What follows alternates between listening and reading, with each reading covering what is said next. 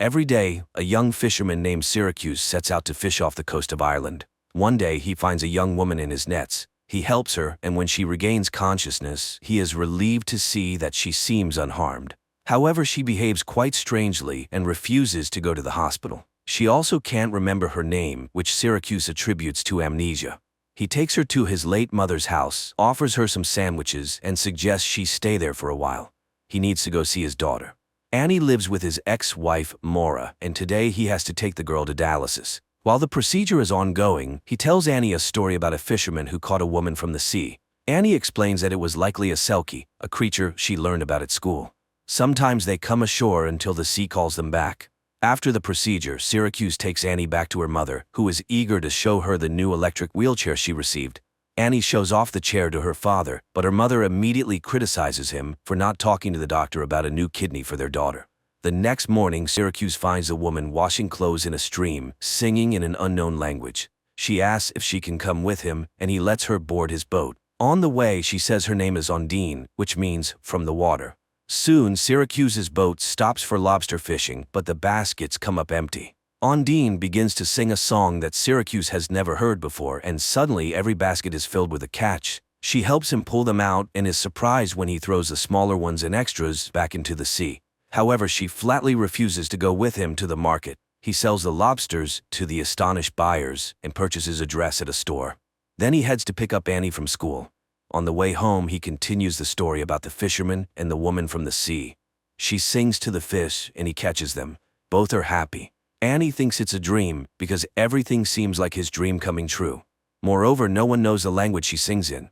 After dropping his daughter off at home, Syracuse heads back, not noticing that the curious girl is following him. He gives Ondine some clothes and food when he reaches the house and finds her talking to his father, who asks how long she'll be staying in his house. Hearing that it's up to him, Syracuse decides she'll stay forever to live with him happily ever after, like in the fairy tale he's been making up with Annie. After seeing everything with her own eyes, Annie goes to the library and asks for books about selkies. Meanwhile, Syracuse goes to church to confess, admitting he's an alcoholic, even though he hasn't drunk for over 2 years. Lately, he's been haunted by a dream where he attends the funeral of his ex-wife's new husband, Alex, after which he reunites with Maura, who still struggles with alcohol problems. The priest advises him to see a psychologist, but Syracuse reminds him of the secrecy of confession and tells him that he pulled a woman out of the water with his net. Now he's hiding her from everyone else. The priest asks him to come to Mass as there's no other way he can help him. Meanwhile, Annie is studying legends about selkies. Ondine cleans the cottage and then examines the new things Syracuse brought her. She's particularly intrigued by the fishnet stockings, which she stretches over one hand, making them look webbed. The next day, Annie goes to her grandmother's cottage and sees Ondine swimming. The girl boldly approaches the shore and declares that she knew all along. The story about the fisherman and the selkie isn't a fairy tale. Annie tells her about her illness and asks her to heal her, but Ondine doesn't know magic and says so. The girl asks a lot of questions, and Ondine likes the lively and straightforward child. Annie asks her to always tell the truth, because what's the point of friendship otherwise? She's very curious about what it's like underwater. Is it better or worse than here? Ondine says it varies, but singing is easier there. Annie shares everything she's learned about selkies from the books. They can stay on land for up to 7 years until they find happiness with a human. Then she abruptly shifts the conversation to her grandmother because her father still misses her very much. Remembering her mother, Annie prepares to go home, and Ondine asks her to come back again. Syracuse also goes to the library to borrow books about selkies, only to find out that Annie has already taken them. Meanwhile, Annie meets up with the neighborhood kids who show off their bikes, and she lets one of the girls play with her wheelchair before it runs out of power and rolls into the water. The kids abandon Annie, and she has to make her way home where she's met by Alex. He recharges her battery and tells her that selkies were invented in his homeland of Scotland, but the girl insists that Ondine speaks a different language. Meanwhile, Syracuse finds Ondine on a pontoon in the middle of the bay and offers to take her back to his boat. He asks her to hold the tiller, but when a patrol boat speeds by, Ondine hides and steers the boat with her foot. Syracuse teases her, noting that she manages just fine with her feet. She starts singing again as he pulls up his net and discovers it's filled with a bountiful catch of salmon, which his nets usually can't catch. Before he can fully enjoy his luck, Syracuse sees the patrol boat returning. The wildlife officers find the salmon and demand to see the nets he used to catch them. He shows them the usual nets for catching salmon, but they're completely dry, meaning he's telling the truth. However, the men notice Ondine hiding in the hold. She confirms that Syracuse caught the salmon in an ordinary net, and they leave the boat. Relieved that the officers believed their story and that nothing happened when Ondine was seen by people, they head to the harbor together to sell the catch. Syracuse offers to buy her a gift, and she asks for another dress, which she'll choose herself. On the way to the store, they run into Annie, who's thrilled that their story isn't just a fairy tale. The girl helps Ondine pick out an outfit while the townspeople gawk at the pretty stranger through the shop window. Later, Annie arrives at her grandmother's house, which looks festive and cozy thanks to Ondine's efforts. Ondine offers to teach the girl how to swim, and she agrees since she'll have someone from the sea by her side. They both play in the shallow water when Ondine suddenly sees something in the water and asks Annie to get on the raft. She pulls out a bundle, which Annie calls selkie clothing. According to legend, if she buries it in the ground, she'll be able to stay on land for 7 years, provided her sea husband doesn't come for her. After listening to Annie, Ondine buries the find in the greenhouse, and Annie counts the steps to remember the exact spot. Later, she tells her father about it and advises him to watch out for strangers. Meanwhile, they all head to the local festival by boat, and Ondine denies Annie's claim that she can grant wishes because she's not really a selkie. Upset, Annie pretends that her wheelchair brakes have failed and falls off the pier, hoping to test the truth of her words. Ondine jumps in to save her and pulls the girl to the surface. Syracuse carries Annie home and hands her over to Moore and Alex. Later, Ondine tells Syracuse that the wheelchair's brakes work just fine and that Annie was testing her ability to breathe underwater. He confesses that he used to drink heavily, but one day he returned from a trip to find Annie's mother sleeping next to their unconscious child. They saved the girl, and he decided that one of them had to stay sober at all times. Meanwhile, Moore tells Annie that a dark-haired stranger has been looking for the fisherman's girlfriend, which causes the girl to have a nightmare. Meanwhile, Syracuse and Ondine become intimate. Later, he goes to confession and admits to the priest that he sinned with Ondine the night before, and now he fears the luck she brings because he's long lost hope for the best. He knows that something wonderful or terrible will happen, and he's afraid of both. After the conversation, the fisherman steps outside and is approached by an unknown man who starts asking questions about Ondine. Syracuse ignores him and walks away. That day, he takes Annie to dialysis as usual, but when they return home, no one is there. Maura and Alex had been out drinking at the nearby pub. Syracuse takes the girl there. Finally reaching home, he finds the doors broken in and Ondine nowhere to be found. Syracuse searches the shore and eventually finds her hiding. She reminds him of the Selkie's husband and says he's here to take her away. Meanwhile, the intoxicated Maura is riding her daughter's wheelchair and, despite Alex's warnings, is determined to make it home on it. Syracuse hides Ondine in a secret cave behind the waterfall, offering to grant her a wish, but her only wish is for Annie to get well, so he wishes for her to be able to stay. Meanwhile, the man searching for Ondine is driving around town and gets into a car accident, colliding with a car driven by the intoxicated Maura. Alex is thrown through the windshield. Annie, however, manages to buckle up, but still sustains injuries. Syracuse and Ondine, driving by, recognize the car. Syracuse screams and rushes at the medics as they load Annie onto a stretcher to take her to the hospital. Later, they find the girl in the hospital and learn that she's undergoing an immediate kidney transplant from Alex, who, by a stroke of luck, was a compatible match. Meanwhile, the unknown man meets Ondine in the hallway. He wonders why she speaks their language because neither of them belongs here. The sea spat her out, but this is not their world. The woman asks him to return home without her. The next morning, Annie wakes up and immediately asks where Ondine is. Syracuse reassures her that they'll see her soon. Sometime later, a cremation ceremony for Alex takes place. Maura scatters his ashes over the sea, regretting that this time she can't blame her ex-husband for everything. She asks him to take Annie, but demands that he get rid of Ondine, and she forces her husband to drink to Alex's soul. In a drunken state, Syracuse goes to the boat where Ondine is hiding and, calling her a Selkie, takes her out to sea where he demands that she return to her husband and sing her songs to him. He takes her to the foot of the lighthouse and continues to insist that she needs to leave. He leaves her there and prepares to sail away, believing that life isn't a fairy tale. People and Selkies can't be together. Ondine asks for a chance to say goodbye to Annie, but he sails away. As dusk falls, the log she's sitting on gives her silhouette the appearance of a woman with a tail. Waiting for nightfall, she jumps into the sea.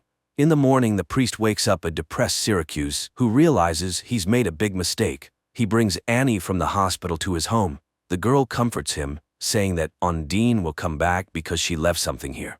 Later, Annie watches TV, where the Icelandic band Sigur Rós is performing, and suddenly Syracuse recognizes the words. He realizes that Ondine was an ordinary woman and rushes to the lighthouse. At first he can't find her anywhere and runs along the shore, shouting, but soon he sees a fire where Ondine is warming herself. At first she says she's a sea creature who found her magical clothes and buried them so she could stay forever with the family she loves. But Syracuse demands the truth, and then Ondine admits that she was a courier delivering illegal substances from Romania. She was in a boat with a backpack full of substances when the police closed in. Her guard threw her into the water because he couldn't swim. She swam until she couldn't anymore, and then she drowned. But she got caught in Syracuse's net. The girl tells him her real name, Ioana. The fisherman takes her home where criminals are already waiting, having taken Annie hostage. Syracuse tries to fight them off, but he can't handle two armed men.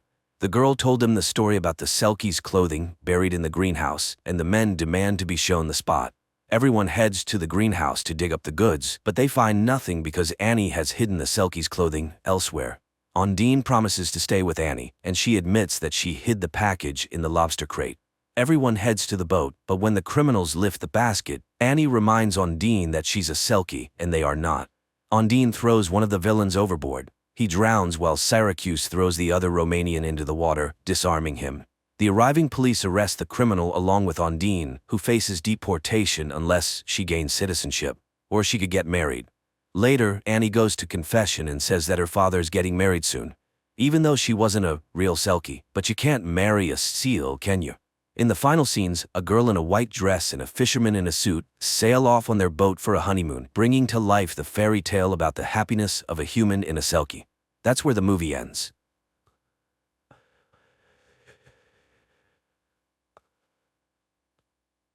The story is set in a world grappling with a unique and terrifying epidemic. This epidemic, which has baffled scientists and experts for over 8 years, is spread through language and speech, making communication dangerous. The main symptom of the disease begins with a high fever, eventually causing the afflicted to speak incoherently, descending into madness. As a precaution, people have resorted to wearing headsets constantly, as the disease can be transmitted by hearing the speech of the infected. Those affected by the illness, known as jabbers, are swiftly quarantined and forcibly separated from their families, leading to public outrage and distress. The story introduces Murat, a linguist whose life has been profoundly altered by the pandemic. Isolated and lonely, he lives with his mother in an apartment, his life reduced to a series of cautious routines. Each day, Murat meticulously checks his temperature, a ritual that underscores the constant fear of infection. One day, Murat's attention is drawn to Sul, a young woman immersed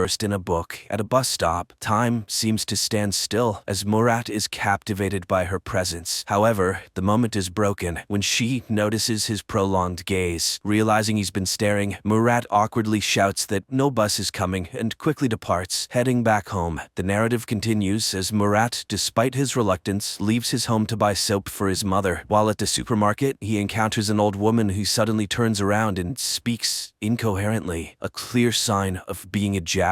An alarm is triggered, announcing the presence of a jabber and urging people to evacuate immediately. In the ensuing chaos, everyone flees, except for the old woman and a young boy who is left behind without a headset. Murat witnesses the boy's mother crying outside. Driven by a sense of responsibility, Murat bravely re-enters the supermarket, gives his headset to the boy, and makes a narrow escape. Remarkably, Murat manages to avoid contracting the epidemic. Despite his close encounter with the jabber, he experiences a high fever but eventually recovers and returns home unscathed, soap in hand. Meanwhile, Anton, a high-ranking official at AEI, is desperately seeking a solution to the pandemic. He faces a setback upon learning that even young children are susceptible to the disease. However, his interest is piqued when he hears about Murat's incident at the supermarket. Intrigued by the possibility that Murat might be immune, Anton delves into surveillance footage to learn more. He observes Murat collapsing in the supermarket, but later continuing on as if unharmed, which deepens Anton's confusion and curiosity. In another part of the city, Murat visits the home of his mother's friend, responding to a desperate call for help. The friend's son, Arif's father, is exhibiting symptoms of the disease, speaking disconnectedly. Arif, holding on to hope, pleads with Murat to find a cure, believing in Murat's unique abilities. He even suggests collaborating with Murat's friend Özgür, but Murat informs him that Oscar has passed away. Arif, skeptical about Oscar's death due to the lack of a proper funeral and the absence of his body, plans to meet with Errol, a businessman known for trading in information. Arif hopes Errol can shed light on whether Oscar is indeed alive and assist in their quest for a cure. Meanwhile, Anton takes a deep dive into investigating the mysterious case of the headset left with a child at the supermarket. He discovers that the headset belongs to Murat, a linguist who was working on the pandemic case but vanished after a disastrous fire that claimed the lives of his team. Intrigued, Anton intensifies his investigation. Delving further, Anton uncovers records of Murat visiting the emergency room with severe fever more than 12 times. Using video footage from the supermarket, along with a temperature detector, Anton confirms his suspicions. Murat is immune to the pandemic. He deduces this from the fact that Murat has surpassed the critical threshold of 4 high fever encounters, a significant discovery given Murat's 12 instances. In the meantime, Murat, spurred by Arif's belief in Oscar's survival, decides to investigate further. He meets a businessman who offers them access to AEI's resources, allowing them to gather information independently and save costs. With newfound determination, Murat boldly infiltrates the AEI headquarters and navigates his way to the information hub downstairs. There, Murat searches for Oscar's name and is initially disheartened to find records indicating his death. He clicks on the autopsy image,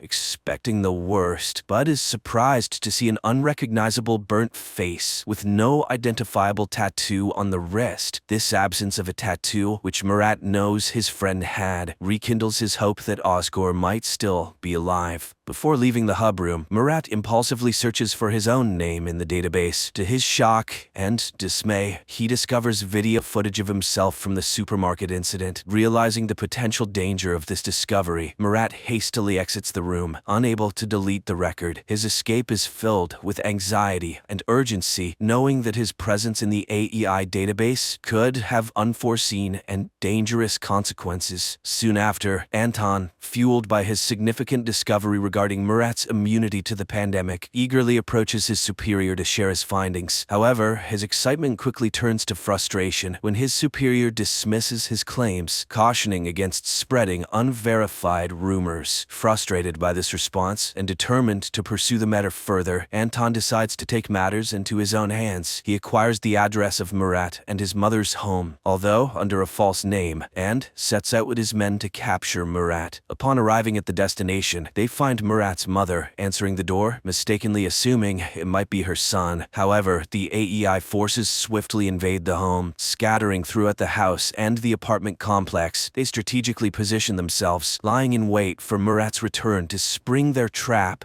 Unnoticed by the AEI operatives, Murat's mother subtly places a prearranged signal on the window, a discreet method of communication between her and her son. She then calmly lights a cigarette and sits down, maintaining an air of composure despite the tense situation. Meanwhile, Murat, who had been waiting for another glimpse of the beautiful girl he had seen at the bus stop, returns home. As he approaches his apartment, he notices the signal from his mother. Realizing the imminent danger, he hesitates at the entrance. Inside, Anton and his team are eagerly anticipating Murat's arrival, ready to execute their well-laid plans. In a moment of inner conflict, Murat grapples with the decision to enter the apartment. His thoughts drift to the beautiful girl, and the realization dawns on him that if he walks into the trap, he might never see her again. This thought acts as a turning point, and in a swift decision, Murat chooses to flee in the opposite direction, much to Anton's dismay. His abrupt departure catches Anton and his men off guard, and they lose track of him in mere seconds. Back at Murat's house, Anton seizes the opportunity to collect Murat's belongings for further investigation, hoping to get more insight into Murat's unique situation. The next morning, as Murat sets out on his search for Oscar, he is stopped by AEI forces demanding to see his ID. In a moment of tension, as Murat nervously reaches for his ID, a bomb suddenly explodes nearby, causing the AEI forces to scatter and leaving Murat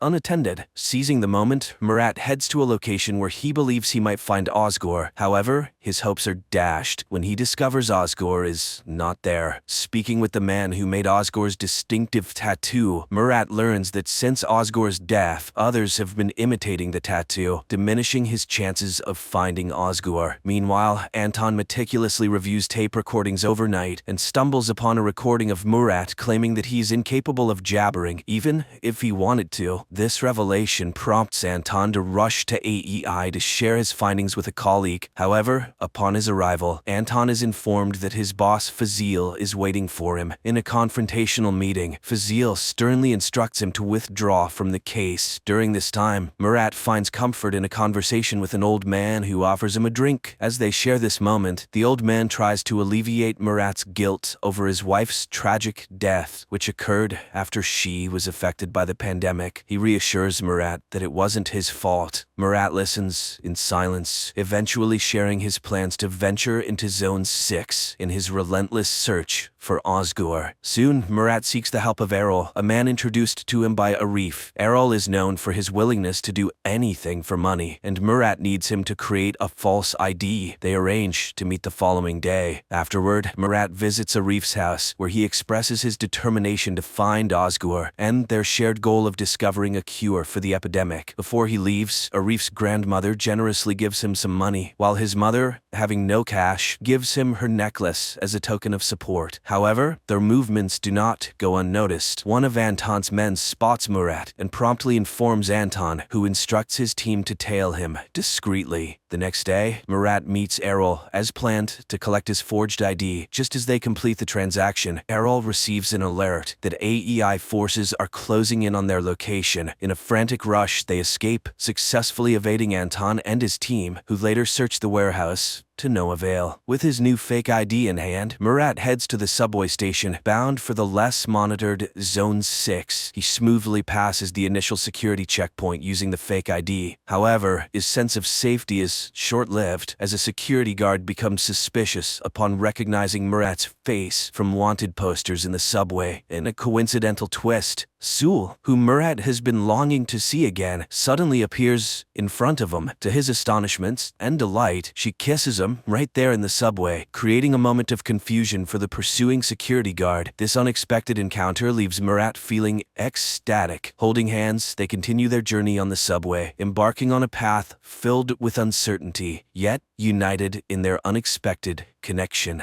Murat and Sul, having left the bus stop, navigate through menacing people and areas until they find a secluded rooftop where they can talk privately. On the rooftop, Murat, preoccupied with his quest to find Osgur, is about to leave when Sul insists he stay for a meal. During their conversation, he learns her name and he expresses gratitude for her assistance earlier. Sul then reveals her true intentions. She had been following Murat purposefully, hoping to recruit him into her team, P1, which is dedicated to finding a cure for the pandemic. Surprised by this revelation, Murat abruptly leaves, not allowing her to finish explaining. Later, Murat returns to the home he shares with his wife, where he is flooded with memories as he wanders through each room. That night, he dreams of himself torn between his wife and Sul, symbolizing his internal conflict. The next morning, Murat's search for Osgur takes an unexpected turn when he is kidnapped by masked individuals who question his identity and affiliation with the AEI. At this critical moment, Sul intervenes, assuring them that Murat is not with the AEI and is on a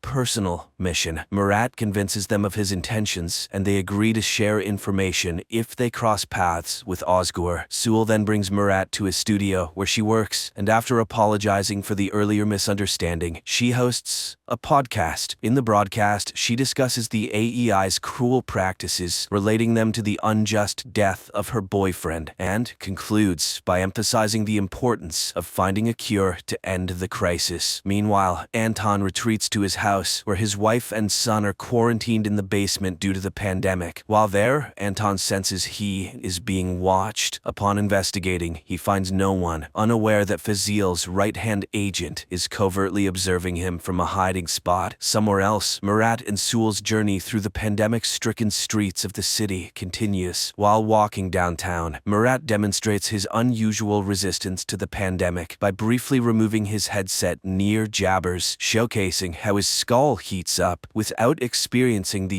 usual symptoms. This unique ability intrigues Sewell, who sees potential in Murat's immunity. That night, Murat stays at the studio with Sewell, and upon waking up the next morning, he finds himself surrounded by the team Sewell had mentioned. The team members introduce themselves and request Murat's assistance. Initially hesitant, Murat warms up to the idea when Sewell assures him that joining the team could aid in his quest to find Osgore. As part of their ongoing search for Osgore, Murat and Sewell come across a hotel displaying the symbol that Murat associates with Osgore. They decide to investigate by entering the hotel and seeking an audience with the hotel's boss. However, their encounter quickly turns dangerous. In a moment of quick thinking, Murat leverages his past experience and knowledge of recording voices to offer the boss a rare tape. This move impresses the boss, diffusing the tension and earning them a chance to sit and talk. As Murat and Sewell are about to explain their quest for Osgore, their conversation is interrupted by a lady entering the room to deliver an item and collect payment. After she leaves, the boss encourages them to continue. Murat and Sewell reveal their search for the person associated with the symbol they possess. To their surprise, the boss informs them that the lady who just left was the one who brought the symbol to the hotel. Reacting quickly, Murat and Sewell rush outside to catch the lady, but they are too late. She drives away, showing no interest in engaging with them. This missed opportunity leaves Murat and Sewell with more questions than answers as they continue their journey in the uncertain and dangerous world. My friends,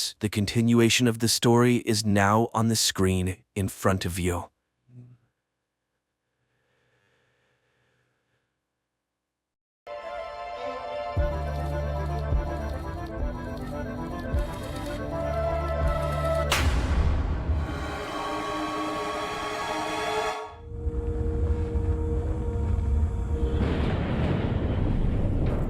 One day, the ruler of the Murakami province receives a warning from a neighboring feudal lord who has decided to seize a mountain to build a castle there. However, Lord Murakami orders the messenger to be killed and prepares to defend the village. Sometime later, the mountain is besieged by the neighbor's army, confident in victory and mocking the lord, whose face is hidden behind a mask. He sends his soldiers into battle, but the small group led by the Lord standing before them extends their hands forward, and the entire army falls, destroyed by an unknown weapon that literally pierces their bodies.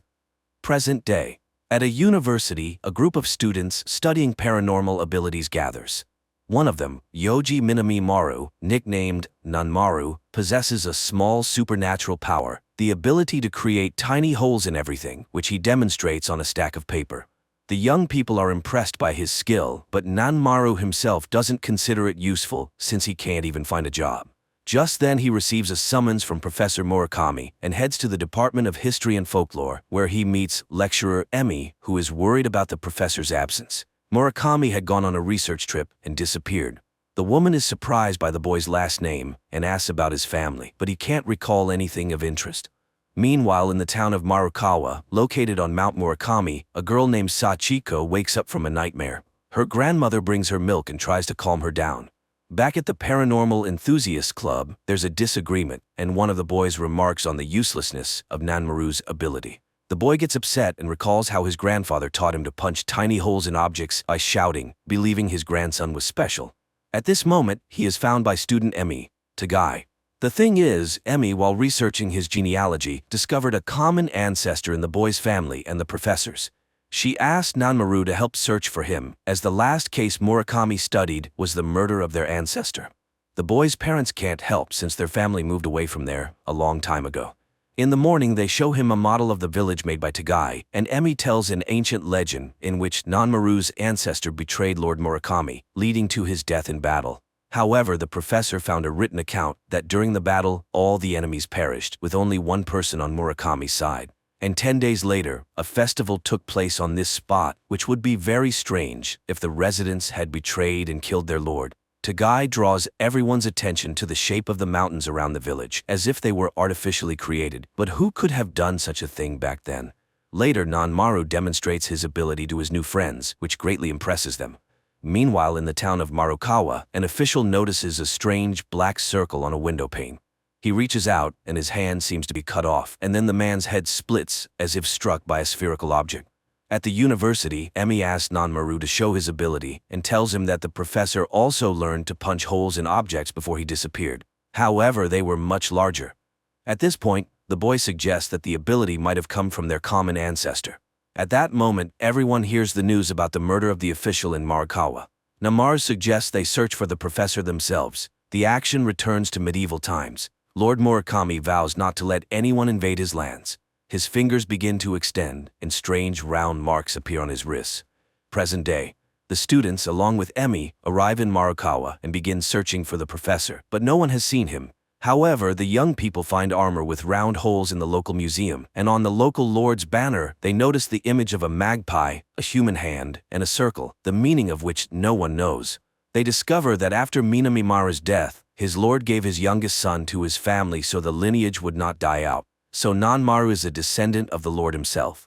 They question people on the street, but no one has seen the professor.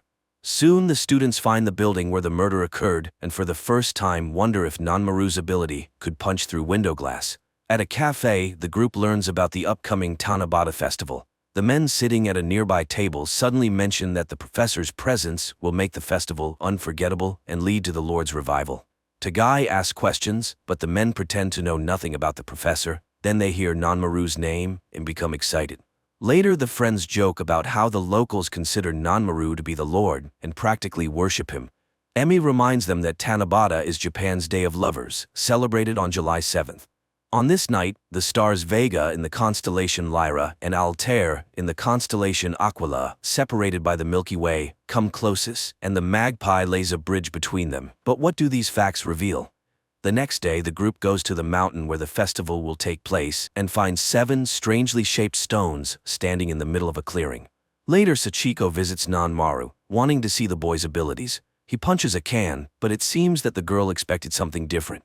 In the evening, Emi suggests returning to Tokyo because she doesn't trust the locals. Meanwhile, the hotel owner makes a phone call, reporting that Nanmaru can make holes in objects. The next day, a young man whom Sachiko calls her brother and clearly fears enters her home, but the grandmother asks him to leave and never return. Nanmaru meanwhile goes to the cafe, and the owner reminds him that this village is his real home. The boy asks Sachiko to explain her comment about the man who can achieve, and she arranges to meet him. In the evening, the girl explains that in the town, 2 types of people with superpowers are born: achievers and window openers. There are only 5 of the former, including Nanmaru, but the latter are those worthy of becoming priests of Mount Murakami. The boy doesn't understand what's so exciting about this since the hole is so small, but the girl abruptly cuts him off. She just wants to live a normal life. After all, she is a window opener.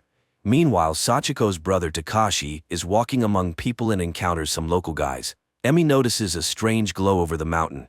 She and Tagai head there and see a group of people in white robes, dancing with torches in a clearing, summoning someone. Meanwhile, the guys beat Takashi and, pulling off his hat, see a stone embedded in his forehead.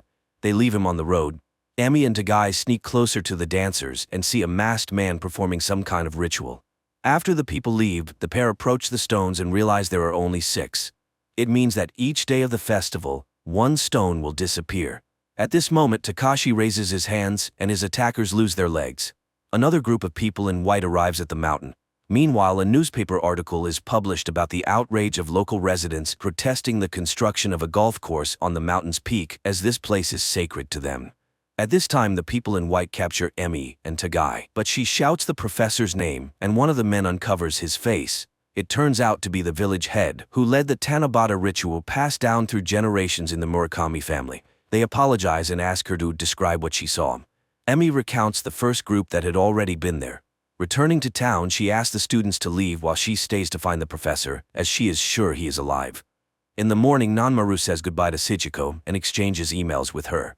Later, Emi sees the students off just as Takashi arrives at the hotel and realizes that the boy has left. Noticing that the hotel owner is making a call, he smashes the phone. He finds out the boy's address in Tokyo and leaves. He later finds Nanmaru at the club and begins teaching him how to use his power. He raises his hands and a sphere grows between his palms, which he calls a sphere beyond reality. It can easily dismember a person or another object. Nanmaru follows his advice and creates his first sphere.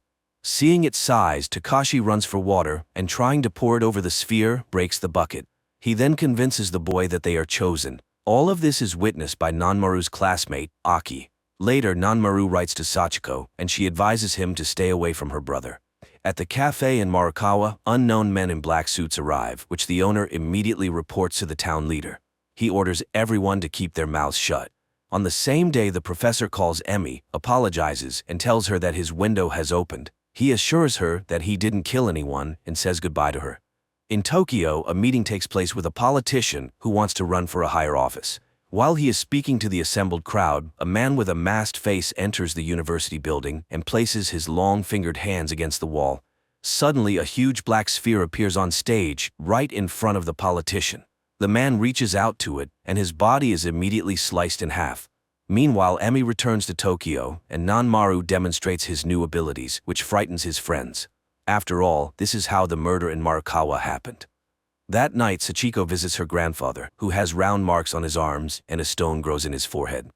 Meanwhile, the person who ordered the politician's murder, known as the Baron, watches the footage of the event and praises his subordinate for coming up with such a way to dispose of an undesirable person, but the murder in Morikawa was unnecessary. Therefore, he needs someone more obedient. That morning, Takashi comes to Nanmaru again to suggest that he participate in a project to train people in superpowers. A significant number of people attend this paid seminar. Under Takashi's guidance, Nanmaru demonstrates his power by smashing a metal statue. This causes unprecedented excitement among the audience. Nanmaru himself is delighted with the fee he received, unaware that Takashi and his accomplice, host Yokihara, earned hundreds of times more. The guys discuss Nanmaru's foolishness, not noticing that Aki is recording their conversation. That evening, the Baron is informed that one of the achievers lives in Tokyo. Meanwhile, Nanmaru notices a strange growth on his forehead. At the same time, Emi continues studying the professor's papers and suddenly seems to see him.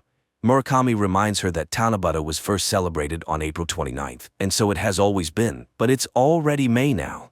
Emi rushes to check the records and realizes that the dates have changed. In the Western Gregorian calendar, they coincide, including the very first, but this calendar was only introduced in 1582.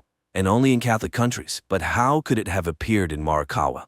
Meanwhile, Nanmaru continues participating in seminars, supposedly teaching people superpowers. The boy tries to explain that not everyone can do this, but no one believes him.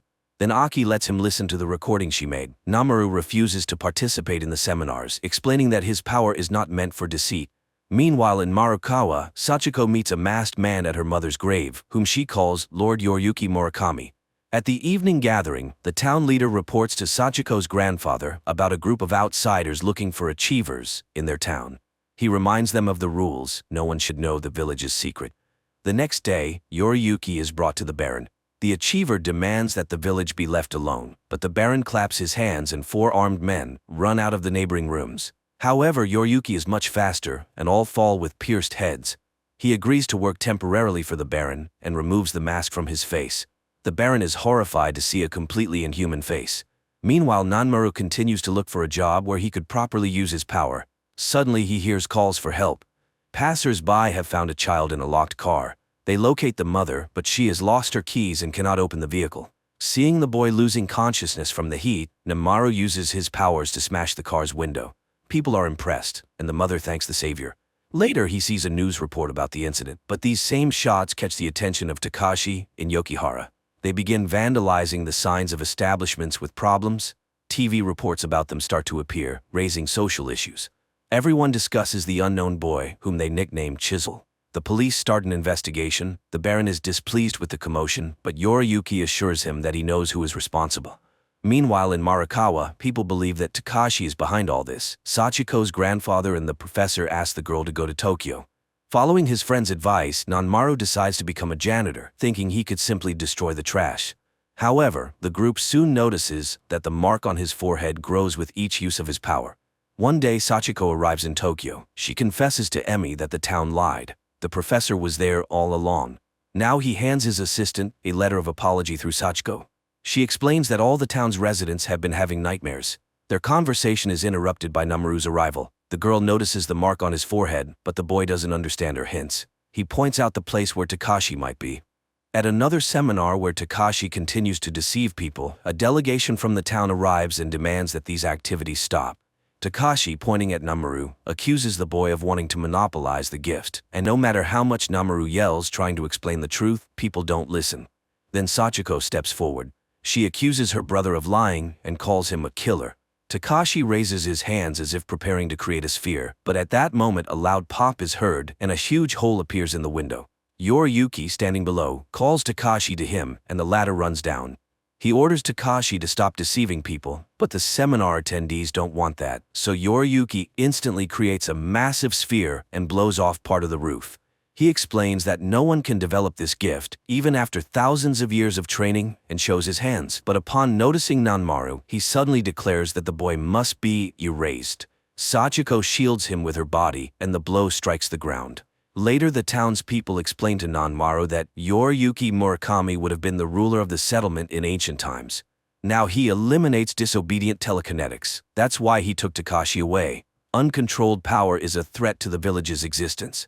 Nanmaru doesn't understand. Hasn't anyone ever used the gift for good? But he is abruptly cut off. Later, Sachiko and Nanmaru have dinner together, and he shows her Tokyo at night. Nanmaru receives his first job order for trash removal. That night, Sachiko asks for permission to stay with him. She explains that the village residents fear the dark side of the gift and shows Nanmaru her back, scarred and disfigured. The girl also shows him a family photo that includes Yoriyuki, who once looked like a normal person and loved her mother. However, according to village customs, the girl was married off to another. Her father couldn't accept that his children exhibited a weak power, constantly harassing his son and forcing him to train. Her mother, tired of the constant strife, asked Yoriyuki, who had become the mountain's priest, for help.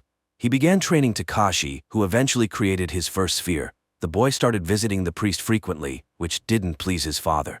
After gaining his gift, Takashi became aggressive and took out his anger on his little sister. When everyone was on the verge of breaking down, Sachiko began having dreams.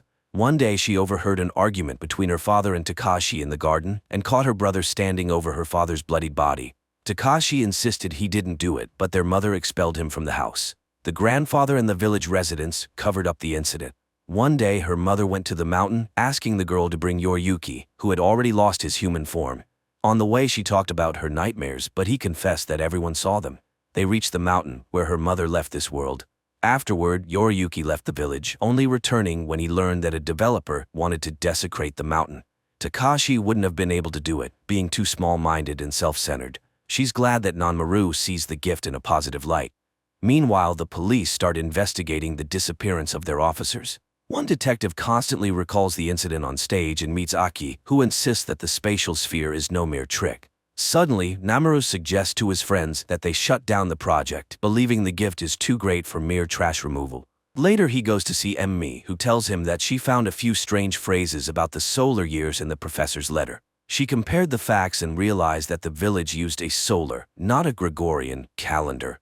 During the festival, the solstice was always present. Thus, the Tanabata festival lasted 3 days before the solstice, 1 day during it, and 3 days after. Namaru later takes a job with a cleaning company. Meanwhile, Aki suggests that the detective team up with her to investigate the unexplained incidents. That night, Nanmaru has his first nightmare, where he falls into a void. Suddenly he hears Sachiko screaming, begging him not to approach the other side. Ahead he sees an opening door and wakes up. The next day, a car, a boat, and a plane disappear in the city. Aki and the detective track down Yoriyuki, who arrives to meet Takashi and warn him about the danger of opening windows. However, Aki and the detective are caught by the Baron's men. Yoriyuki then demonstrates the disappearance of a prominent politician right at the door of a nearby building. The guards drag in the bound Aki and the detective, but Yoriyuki leaves, not considering them important. Meanwhile, Nanmaru starts work, clearing old items from an office. Suddenly he realizes that these items were precious to someone and have a history. He runs to the roof where the others are working and asks for permission to leave some things in the building. His co-worker agrees and begins asking Nanmaru about his abilities. At that moment, they see a massive sphere floating above the city. The next moment, it bursts and erases several buildings. It turns out Yoriyuki is doing this a few blocks away. Seeing the explosion, people mistake it for a terrorist attack. Panic ensues. Namaru runs with everyone else and suddenly finds himself in a field strewn with the bodies of medieval warriors. But before he can be scared, he returns to his time. Yoriyuki tells Takashi that he will soon put an end to the nightmares. Meanwhile, in the village, Sachiko hears an announcement about the disappearance of 200 people in the destroyed buildings. Her grandmother doesn't believe Yoriyuki did it. After all, he was the protector of the people, but many eyewitnesses saw the massive black sphere and no one else possesses such power. Sachiko asks her mother for help. Namaru continues having nightmares, where Sachiko begs him not to approach the windows or else he will find himself on the other side. The next day, the government declares a quarantine and asks everyone to stay home. Meanwhile, in the village, people discuss the events, not believing that their Yoriyuki could have done such a thing. Meanwhile, the detective regains consciousness and finds that they are in some basement. Sachiko's grandfather contacts Emi, after which she decides to go to Markawa. Namaru finds Takashi in his room. He accuses him of killing people, but Takashi explains that Yoriyuki wants to end the nightmares. He suddenly asks the boy to do him a favor and convey his apologies to Sachiko. Namaru admits that his sister doesn't consider him a killer, and that turns out to be the most important thing for him. At the same time, Yoriyuki decides to break off the deal with the Baron and informs his bodyguard. Before leaving, Takashi gives Namaru a piece of paper with the address and plan of the place where Aki and the detective are being held. He goes there and arrives just as one of the bodyguards forces the detective to shoot Aki. But then the Baron calls, ordering him to come immediately. Namaru distracts the remaining guard by creating a sphere and tries to free the captives. However, there is another guard who points a weapon at him. The detective tries to interfere and the gun falls, wounding the guard. The men struggle and Namaru creates a sphere, preparing to send it at the guard. But Aki screams, the boy comes to his senses and he breaks through the wall. He frees the captives and leads them out. Later he notices that the stone in his forehead has grown and realizes that he almost killed someone recently. Meanwhile, Yoriyuki tells the Baron that he needs to experiment with the sphere's precision and flight range. After he leaves, the Baron realizes the danger of the monster and plans to go to the Prime Minister. But at that moment, the city center is engulfed by a giant sphere and a massive hole in the ground appears where the building stood. The next day, all channels broadcast news of the deaths of people in the newly formed craters. The government urges residents to stay home. However, Namaru goes to meet his friends, who are joined by Aki. Namaru recalls Yoriyuki's words about getting rid of the nightmare and promises to go all the way to find out what he meant. Gathering together, the group heads to Markawa, where they are met by Sachiko and a delegation of locals. Namaru recounts Yoriyuki's words about the nightmares, but none of the locals hurry to explain. Emi then sternly urges them to avoid another incident with the loss of lives. She wants to know what the windows are, why the Tanabata festival is needed, and what the role of the mountain priest is. However, the villagers admit that they don't understand Yoriyuki's plan. Namaru loses his temper. He respects the town's customs, but the power of the mountain kills, and Yoriyuki is a killer. The town leader promises to introduce the group to the master, Sachiko's grandfather. He also plans to invite Professor Murakami to the meeting. In the morning, Yoriyuki and Takashi arrive at the master's estate. The maid greets the guests and rushes to warn the master of the unexpected visitors. The old man immediately accuses Yoriyuki of killing the official, but Yoriyuki reminds him that the man wanted to destroy the sacred mountain by turning it into a golf course.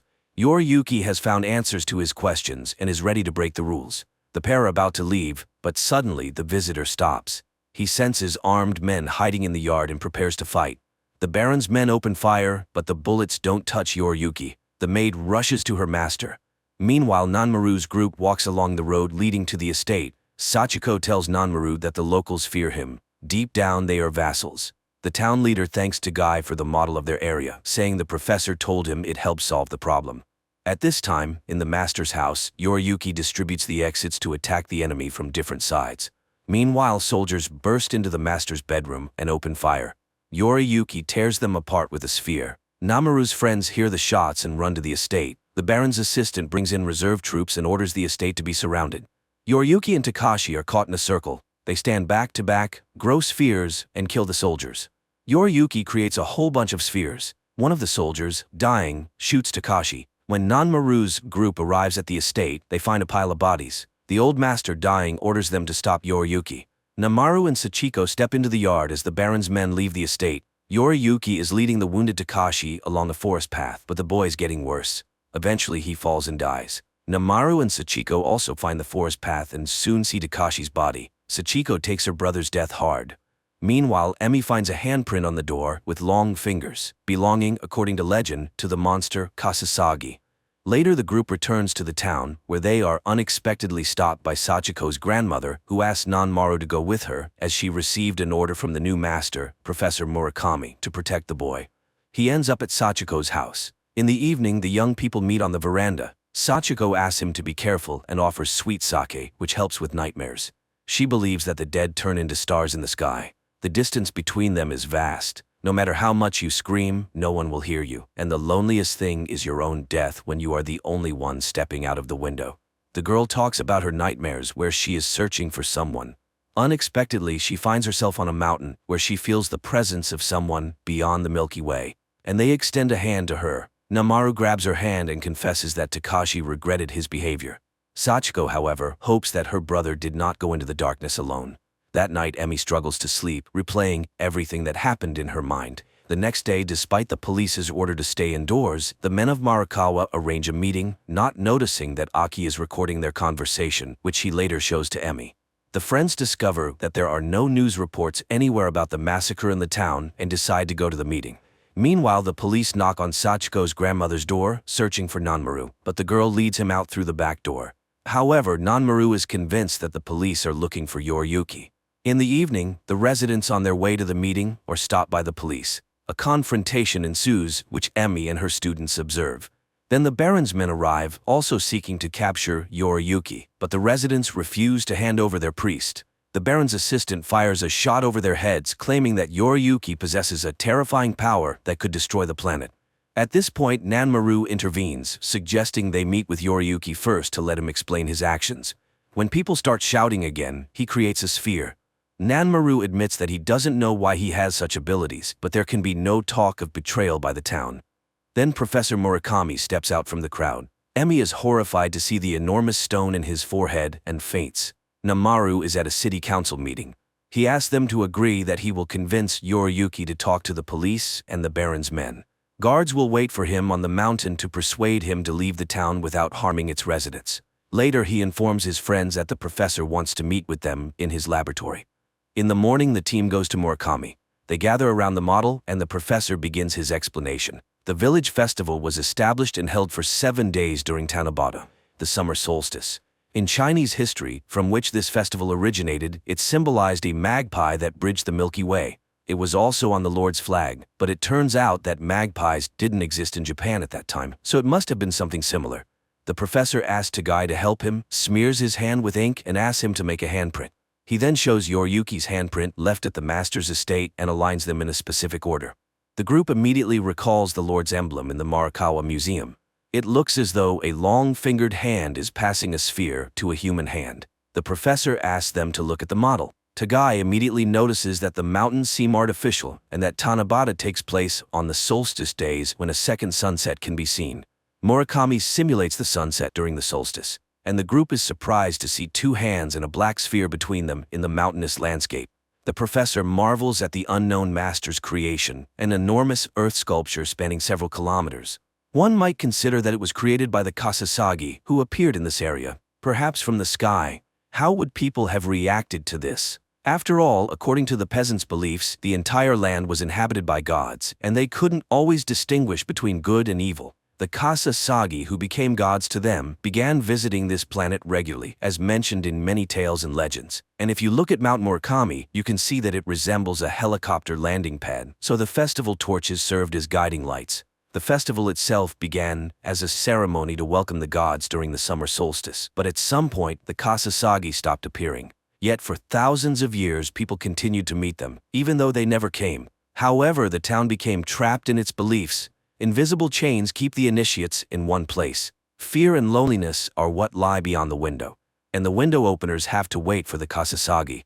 The professor and Sachiko are among those the visitors learned to reach thousands of years ago, using their minds. The large flag on the mountain most likely symbolizes loyalty and a reminder that one should not leave this earth. For this, fear is instilled in the window openers. That's why the locals have protected this mountain for every era. It's hard to believe, but it's unknown whether the Kasasagi will ever return. They may have died long ago. The next morning, the guards on the mountain come out for breakfast, and later Emi and her students arrive.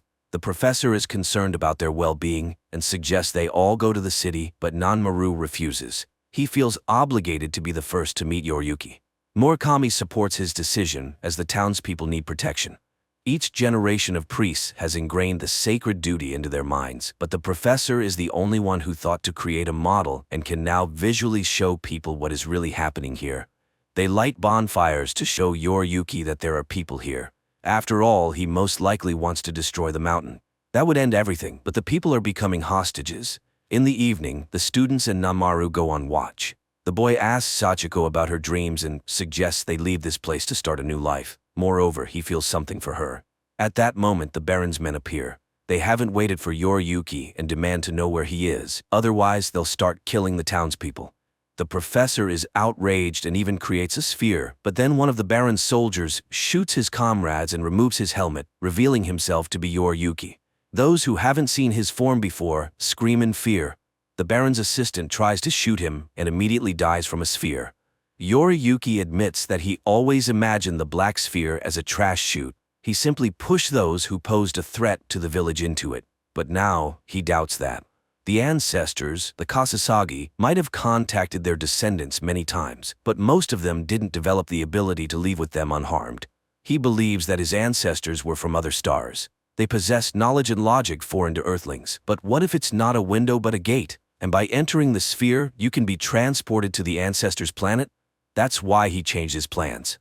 At that moment, people see a huge black sphere above their heads. Yoriyuki announces that he intends to leave with the Kasasagi. Sachiko suddenly asks him to take her with him. The dark world is calling to her, and she wants to find peace. Nanmaru reminds her of her dreams. The girl reaches out, and through the darkness, she sees an inhuman hand beckoning her from another reality. But just as she is about to grasp it, Nanmaru grabs her wrist. Yoriyuki shakes his head. Nanmaru will never understand the feelings of the window openers. The boy agrees, but he doesn't like that the girl is ready to go into the afterlife without experiencing even a small part of this vast world. Here there is wisdom, mistakes, and attempts to start over. The world is thousands of years old, and compared to that, all superpowers are insignificant. He doesn't want her to leave and asks her to stay. The girl agrees. She remembers how her mother once left for the sphere. Yoriyuki also recalls that moment and promises to wait for her. The sphere begins to grow, and Nanmaru orders everyone to run. The people rush down the mountain while Yoriyuki stands under the sphere, waiting for it to consume him. A massive explosion occurs. Nanmaru's team manages to take cover in the forest, and the town's electricity goes out. Time passes. Tagai enrolls in graduate school. Emi and Murakami resign from the department and now live together in Marikawa. Aki has become an independent internet journalist and now lives with the former policeman. The people of Marikawa quickly reconstructed the area where the mountain once stood. Namaru has opened a company where people exchange items without using money. It's strange but highly successful. He no longer uses his abilities, which means his appearance will remain unchanged. One day he goes to Marikawa, where a festival is scheduled to take place in the evening. After all, the festival continues in the hope that someone will come from the Milky Way, and Sachiko lives in her house, always waiting for Nanmaru. The series is based on the manga by Hitoshi Iwaki, the author of the famous Parasite. While the middle of the plot may drag a bit, the finale ties everything together and thoroughly explains the events on screen, which is a rare feat in modern cinema.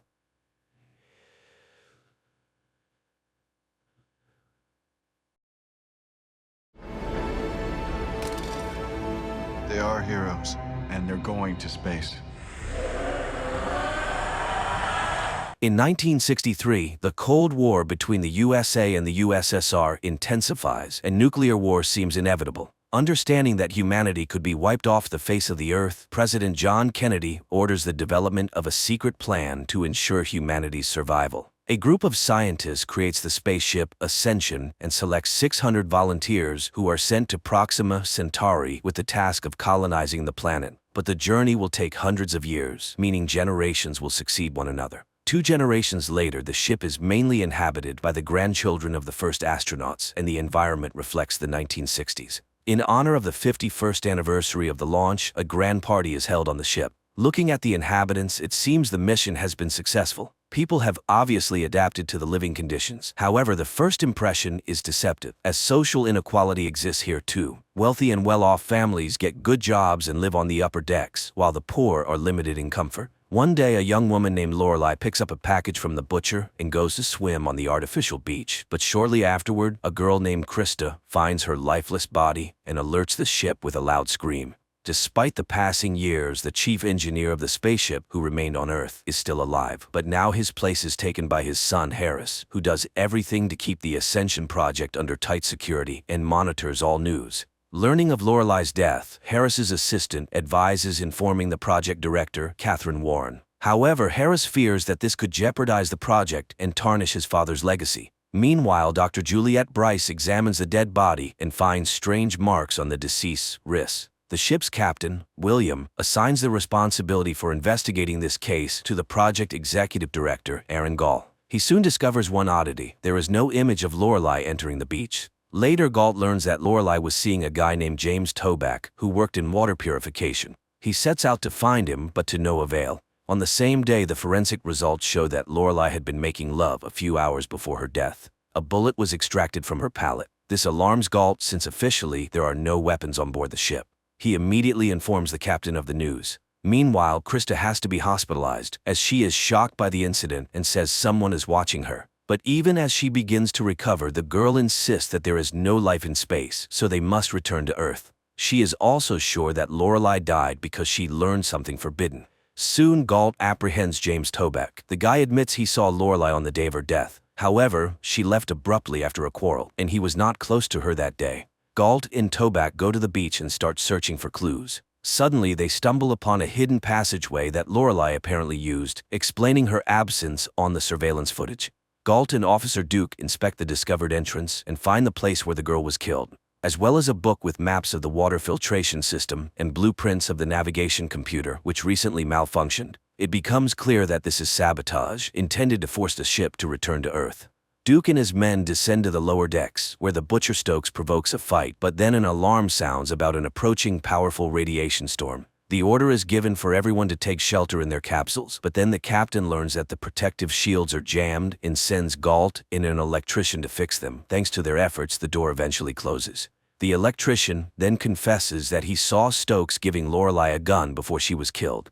At the same time, Dr. Juliette puts Krista to bed and leaves her a seahorse-shaped necklace, claiming it will protect her. However, when the spaceship enters the radiation zone and everyone seals themselves in their capsules, Krista sees a strange man in a suit entering her room. After the ship safely passes through the radiation storm and everyone is allowed to exit, Galt and Duke go to the lower deck again, find a gun with Stokes, and take him into custody. The man is interrogated, but he continues to insist that he was framed because he is from the lower deck and it is easy to make him the culprit. Meanwhile, the door to Stokes' cell automatically opens. He exits and retrieves a hidden gun from his cabin. After the funeral, Galt speaks to the captain. William admits that he was close to Lorelai, but he did not kill her. It is then that Stokes appears, taking a random girl hostage. He demands a fair trial. Galt lunges at Stokes, freeing the girl. The captain quickly leads her to safety, while Stokes and Galt continue to fight.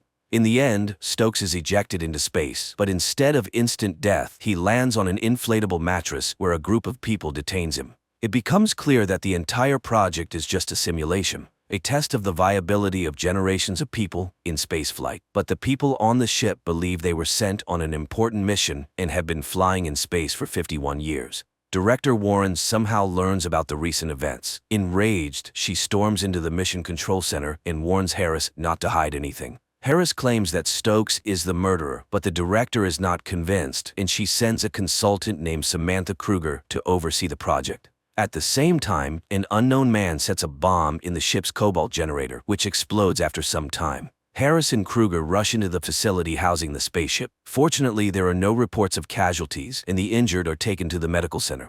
Captain William inspects the explosion site and discovers graffiti on the wall, confirming it was a deliberate act. But fearing accusations of incompetence, he conceals the true cause. Outside, Kruger demands access to the surveillance footage. On the ship, Galt goes to the lower decks to meet with the person responsible for the generators, named Dwight, but he panics and attacks the director. Regaining consciousness, Galt continues the investigation and learns that the explosion that killed his parents 20 years ago was similar to the recent one. He hypothesizes that Dwight was likely involved in Lorelai's murder because Stokes didn't know how to use a gun, therefore he couldn't have killed the girl. Harris and his assistant learn that the other side of the deck is no longer airtight, and the team inside can hear sounds from outside. This creates a risk of exposure. Galt finds Dwight and a fight ensues, during which Dwight somehow manages to escape and start a bomb timer.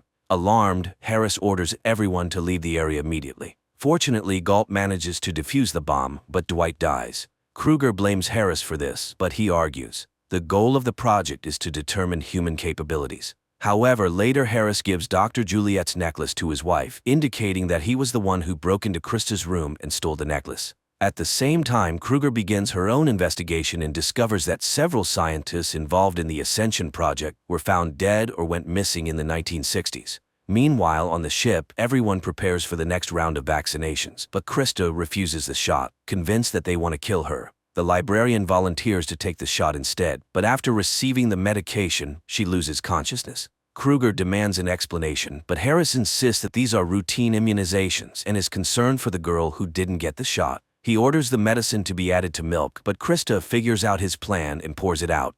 Kruger meets with Eva, the author of a website tracking the fates of 1960s scientists. Eva claims the government used the project as a cover to abduct children for participation. Later, an unknown man pursues Krista and tries to forcibly vaccinate her, but he injures himself and stains the girl's dress with his blood, allowing her to escape. Galt takes her to Dr. Juliet and convinces her to get the shot. While preparing, Krista tells Dr. Robert Bryce about visions she's had lately. These include falling from a twin tower, a war in the desert, and tragedies in the ocean. She also claims to have seen Dr. Bryce in the maintenance tunnel where Lorelei was killed. The doctor becomes enraged, gags her, and administers the shot. Harris and his assistant, who saw this, are shocked that Krista described events that actually happened on Earth. Dr. Bryce finds a blood sample match from Krista's dress with his wife's student, Mesmer. However, the boy is found dead in his cabin. Kruger concludes that Harris has an accomplice on the ship who is causing disturbances and radiation storms. On the ship, the day of the lottery arrives, allowing the winning couple to have a child. Since population numbers must be strictly maintained, a new person can only appear after someone's death. And now 3 people have died. Soon the names are announced. Among the winners are Officer Duke and his wife. Krista notices a woman outside her cabin and follows her, but suddenly she realizes it's the ghost of Lorelei. At that moment, someone starts playing a video showing her tryst with Captain William. Everyone in the room laughs while Krista starts screaming uncontrollably. Harris observes this and notices that the girl began reacting even before the video played, as if she could see the future. He is amazed. His father predicted this phenomenon in 3 generations and called it morphic resonance. Kruger steals the keys to Stokes' cell, later presenting a report sharply criticizing Harris, prompting Director Warren to come to the project. While Kruger sneaks into Stokes' cell, he attacks her and takes her hostage, and there he learns the truth about the Ascension project. This shocks Stokes, leading to a mental breakdown. However, Kruger persuades him that they must escape before they are noticed and killed. She is willing to help him because the entire project is unethical. As they step outside, Stokes cries, but Kruger urges him to pull himself together. A guard approaches them, and they team up to neutralize him. In the process, Kruger gets injured. Stokes goes to the nearest store to buy medical supplies. They then go to a motel together. Warren and Harris learn about the escape and call security from the company TC, which turns out to have funded the project. The management is unhappy with the director's work and accuses Harris of covering up facts. Harris panics and begs Warren for a second chance, but it is in vain. On the ship, Duke learns that Galt has started investigating his wife, suspecting her of killing Lorelei. He loses his temper and confronts Galt. At the same time, Krista has another vision. She foresees a violent fight between Duke and Galt and runs to the beach. Anxious, she unintentionally uses telekinesis. However, she loses control of her power and shuts down all the ship's electricity. Warren blames Harris for the incident and orders her henchmen to get rid of him. Terrified, Harris talks about morphic resonance. It turns out that Warren has long awaited this result. They rush to the control center and learn that all the ship's systems shut down due to a power surge, but the artificial stars still shine. Harris's father embedded the starlights in the ship's nuclear reactor to ensure the illusion's eternity. Harris suggests using the nuclear reactor to restore the system's functionality. Meanwhile, Toback receives a weak TV signal and informs Dr. Bryce. However, the latter sends the guy away under a flimsy pretext, then turns off the screen. It becomes clear that he is Harris's accomplice. Kruger meets with Eva and explains everything to her. She plans to flee abroad and seek asylum before exposing the project's deceit. Eva tries to dissuade her, and Kruger realizes that the journalist also works for the TC company. Eva confesses everything and shoots Kruger. Stokes manages to escape. The oxygen on the ship begins to run out. Captain William and Galt go to the lower decks to activate the carbon dioxide scrubbers and declare a radiation storm for the others to conserve oxygen. Harris concludes that the chances of getting the ship back to working condition are extremely low, so Warren decides to extract Krista before she suffocates. William and Galt realize the scrubbers are beyond repair, so they decide to clean the air manually. Krista senses someone coming to take her. Dr. Bryce confirms this, and when Krista accuses him of killing Lorelei, he confesses. The woman learned about the fake mission, and he couldn't allow the exposure. Galt and William successfully distribute lithium dioxide throughout the ship using large fans, restoring oxygen levels. At that moment, Warren's envoy arrives, and Dr. Bryce tries to stop him, but the brute easily brushes him aside and grabs Krista. Galt sees Lorelei's ghost, who leads him to Krista. It turns out he has also developed resonance. Galt attacks the thug. Krista uses her power again, making the opponents dissolve into thin air. Seeing all this, Warren panics and tries to contact the envoy by radio. She moves closer to the ship, and Harris takes advantage of the moment to push her down, killing her. Galt finds himself on an unknown planet. The idea is generally good, especially for fans of detective fiction, and one can't help but wonder, what if Earth is the same kind of spaceship, and all the people on the planet are participants in an experiment?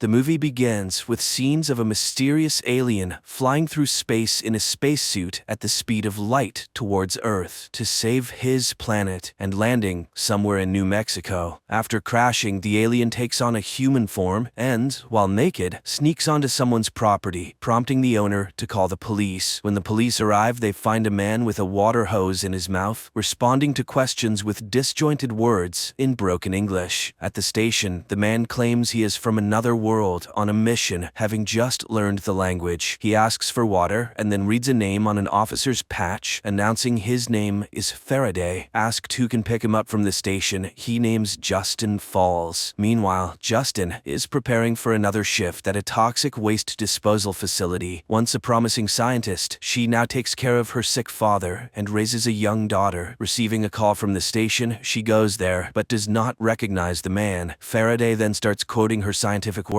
and confesses he needs her for his mission. Puzzled but willing, she vouches for the strange man. They release him, and his first stop is a pawn shop, where he vomits a large amount of gold rings. After getting money, he buys an antique device to determine his next direction. Faraday stuffs the bills in his pockets, but fails to notice them flying away. Some guys in a passing car get out to rob him. Justin sees this and tries to help Faraday, but the robbers knock a weapon from her hands. Faraday then grabs the gun and fires randomly, scaring the thugs. Cursing herself, Justin puts Faraday in her car, and he speaks again about their joint mission, giving coordinates for a message reception. Needing money, she agrees. Soon they stop at a gas station where Faraday finds water containers and joyfully immerses himself into them. He then sees a horse corral and confuses Justin by saying that on his planet, horses are predators. On the road, they stop at a cafe where Justin tries teaching Faraday decent behavior, eventually labeling him autistic. Faraday then surprises her by writing a futuristic equation on a napkin taught by Thomas Newton, founder of World Enterprises. On Antea, Faraday's planet, two races exist. Newton's race, the knowers, who invent and manage, and Faraday's race, the drones, who obediently follow orders. They drive on, and Faraday reveals his world is dying, and Earth doesn't have much time left either. Tired of his seemingly delusional talk, Justin drops him off and leaves. Faraday walks towards his destination and soon sees a huge black cloud forming a tornado. Justin, also seeing this, turns back to find Faraday when he finds himself in the eye of this storm, teleported to a forest where he meets Thomas Newton, who is also an alien from Antea. Newton has learned to create spaces only certain beings can enter. He warns Faraday to stay away, as agents are hunting him. In response, Faraday reproaches the teacher because all of Antea was waiting for his return with water. But time passed, and there were fewer and fewer Anteans left. They considered Newton a traitor and even decided to erase his name from memory. But Faraday believes him. Then Newton advises Faraday to introduce a virus into Antea, which he calls humans, and most importantly, to see everything through the eyes of a human, but not to get attached to earthly life. He sets Faraday Faraday a goal: reclaim the company taken from him, because there lies the key to salvation. But he will need Justin's help. Meanwhile, the woman tries to take shelter from the hurricane in her car. Suddenly, everything calms down, and she sees Faraday in front of the car, looking intimidating and repeating only one word: origin. Terrified, Justin drives away. Faraday sets off on foot and soon reaches the familiar cafe. The waitress recognizes him, offers water, and finds out for him that Origin is a corporation in Seattle. Meanwhile, CIA agent Clay receives a dinner invitation from his boss and foster mother Finch. He recently made a mistake resulting in a child's death, and now only success in a new case can save his job. Finch tells him about the strange tornado, which was actually a dialogue in the form of signals sent and received from space, something that last happened 40 years ago. Back then, Dr. Papel, who now lives in Alaska, was involved. Clay must go there and find out everything he can. At the same time, Faraday takes a taxi to the airport and, realizing he needs documents for the flight, steals them from the driver. But upon entering the terminal, he suddenly feels very ill. The radiation from the passenger and luggage scanning systems affect him. He vomits a large amount of water and loses consciousness. Justin is called by the police to pick up Faraday, who is now in her jurisdiction. She arrives to find him pleading to be taken to Seattle, as the tornado was a message. She finally believes he is an alien. Faraday explains that the Origin Corporation has blueprints for a device that can save Antea. As a nuclear fusion expert, she can help him build it. Justin takes Faraday home and introduces him to her family. He is baffled by why people keep useless old people instead of disposing of them. At home, Justin's father Josiah plays his favorite jazz, which delights Faraday. Meanwhile, CIA agent Clay makes his way to Alaska and finds Papel's house, but he is immediately struck on the head and loses consciousness. The young man comes to, tied to a chair with his mouth taped shut. The mad old man cuts him to make sure he is human. Papel is convinced the agent came for the film. He starts to recall Newton, whom he turned into a psychopath. Then, Clay manages to free himself, but the old man grabs a rifle and, threatening the agent, suddenly shoots himself. At the same time, Faraday, sitting at a table, watches the traditional prayer in confusion, not understanding who Josiah is talking to. Josiah regrets his daughter abandoning her scientific work. Faraday cannot understand why she wastes her potential on a worthless old man. An upset Justin takes her daughter to a neighbor. Faraday stays with Josiah. He looks at the old man and then reaches out to him. Justin sees flashing lights and runs to the house, finding Josiah standing on his feet while Faraday convulses in a corner, saying they can now go to Seattle. Father and daughter rush to him and find the alien completely dehydrated. They carry him to the bathroom, where he drinks greedily. Then he suddenly falls. A black substance emerges from him, rises into the air, and disappears into the ventilation. After that, Faraday fully recovers. In the morning, Josiah, for the first time in years, gets himself ready and insists his daughter take Faraday to Seattle, gifting him a suit and a hat. On the road, Faraday explains they need to infiltrate the Origin Corporation's vault and find Newton's 10th project. The woman is skeptical, so Faraday asks to stop the car, approaches a long broken oil derrick, extracts a glowing sphere from himself, and inserts it into the machine's engine. The oil derrick starts working, and the alien explains that it is quantum synthesis, which can operate for hundreds of years. He used this energy to travel to Earth. Newton's project will provide the necessary energy, restore Antaea's core, and enable the recreation of water. Earth is currently on the same path, and Justin was very close to solving the mystery. Meanwhile, in Alaska, Clay finds an old projector and a film reel showing an experiment on Newton, where his face was removed. The shocked agent burns down the old psychiatrist's house. Faraday and Justin stop at a hotel for the night. The alien lies on the water in the pool, looking at the stars, and predicts Earth's imminent doom. Then, Justin sets a condition. She will help achieve the goal, but the device's blueprints must remain on Earth. Faraday agrees and informs her that they need to find Hutch. It turns out Hutch is the dismissed brother of the Origin Corporation's manager. However, seeing Faraday's calculations on a napkin and hearing Newton's name, he refuses to have anything to do with them. Clay meets with Finch. He has traced Newton's entire path. The US government practically stripped Newton, who amassed a fortune and founded Origin, of everything, replacing him with their own person while torturing the alien himself. Newton then disappeared after speaking about the project. Now, another similar entity has appeared. Finch reminds him of the case's danger, but agrees to assign him the investigation, providing him with an analyst, Elizabeth. At that moment, Hutch finally comes to Justin and Faraday. He recalls Newton's projects and tries to convey to the pair what will happen if quantum energy is used on Earth. It would mean the death of the entire energy system, the ruin of oligarchs, and the closure of power stations. Who would let them do such a thing? Clay meets Elizabeth, who intercepted the last signal. Her file states she betrayed her own family. She reminds him of the child who died because of him. Clay realizes they are a team and orders her to track down the alien from the tornado. Hutch informs them that Origin is in London, but his relationship with his sister is very poor. Faraday suggests a demonstration of his quantum prototype. Hutch arranges a private plane to London. However, during the flight, Faraday's face suddenly starts to melt. Hutch barely manages to calm the stewardess, who is in shock after witnessing it. They arrive and infiltrate a club where scientific proposals are being presented. Faraday listens to a young scientist's presentation, but suddenly goes to the board and writes the correct formula. When questioned by the committee, he announces he came to demonstrate quantum synthesis processes. Seeing disbelief, he takes out the sphere, and instantly, all of London's electricity cuts off and then turns back on. The next day, the news goes global. Justin asks her father to come to London with her daughter Molly. Hutch receives numerous congratulations. Faraday is outraged by Earthling's wastefulness and the fact that there is nothing about his teacher Newton on the internet, as if his life was simply erased. Hutch decides to go to his sister's estate uninvited. Elizabeth tracks them and reports to Clay, showing him Faraday's airport photo. She is sure he is an alien. She also obtained information about a Mary, who was Newton's friend. Clay heads to the monastery clinic where she works. Faraday's team arrives at Hutch's sister's estate. Justin talks about the prototype that can light a city for almost a year using just a liter of water. Edie opposes, but then Faraday mentions Newton's name. Edie's son admits he has music recorded by the scientist on an old device and leads Faraday to his grandfather's study. At the same time, Clay arrives at the monastery clinic and meets Mary. Meanwhile, Edie's consultants bombard Justin with questions, making her feel unwell. During this time, Faraday receives a musical sphere and upon playing it, hears strange sounds. In the monastery, Mary recalls that Newton told her about his wife and begs Clay to protect the alien, as he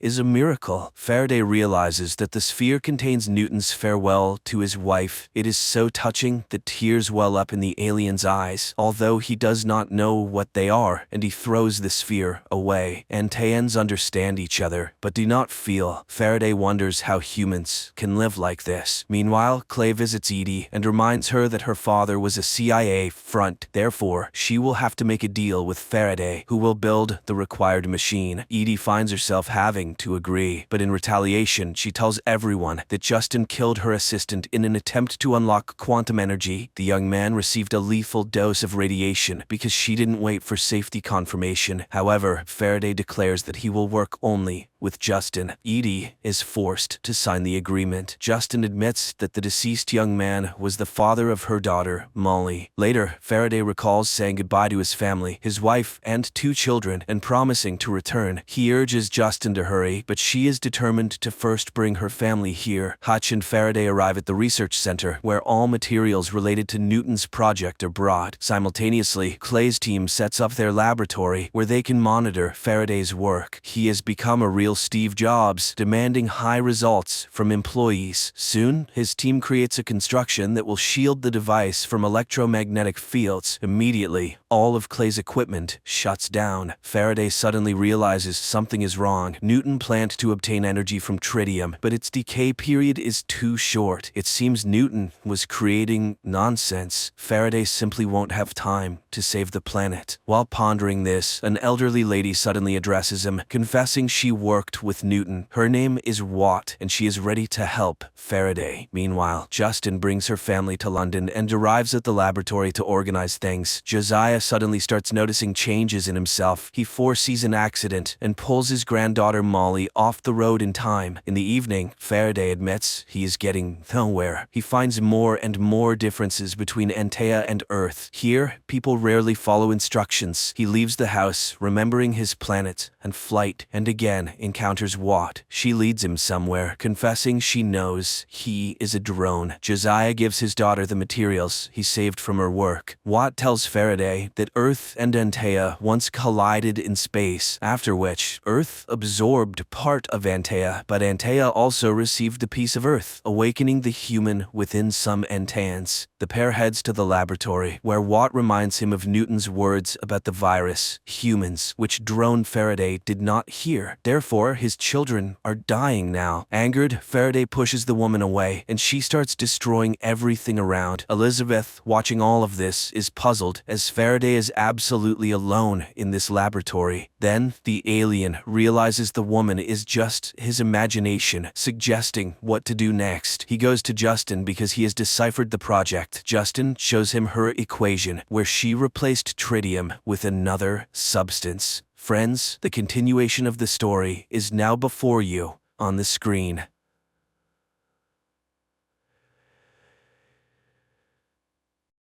The next day, Faraday records a message to his wife.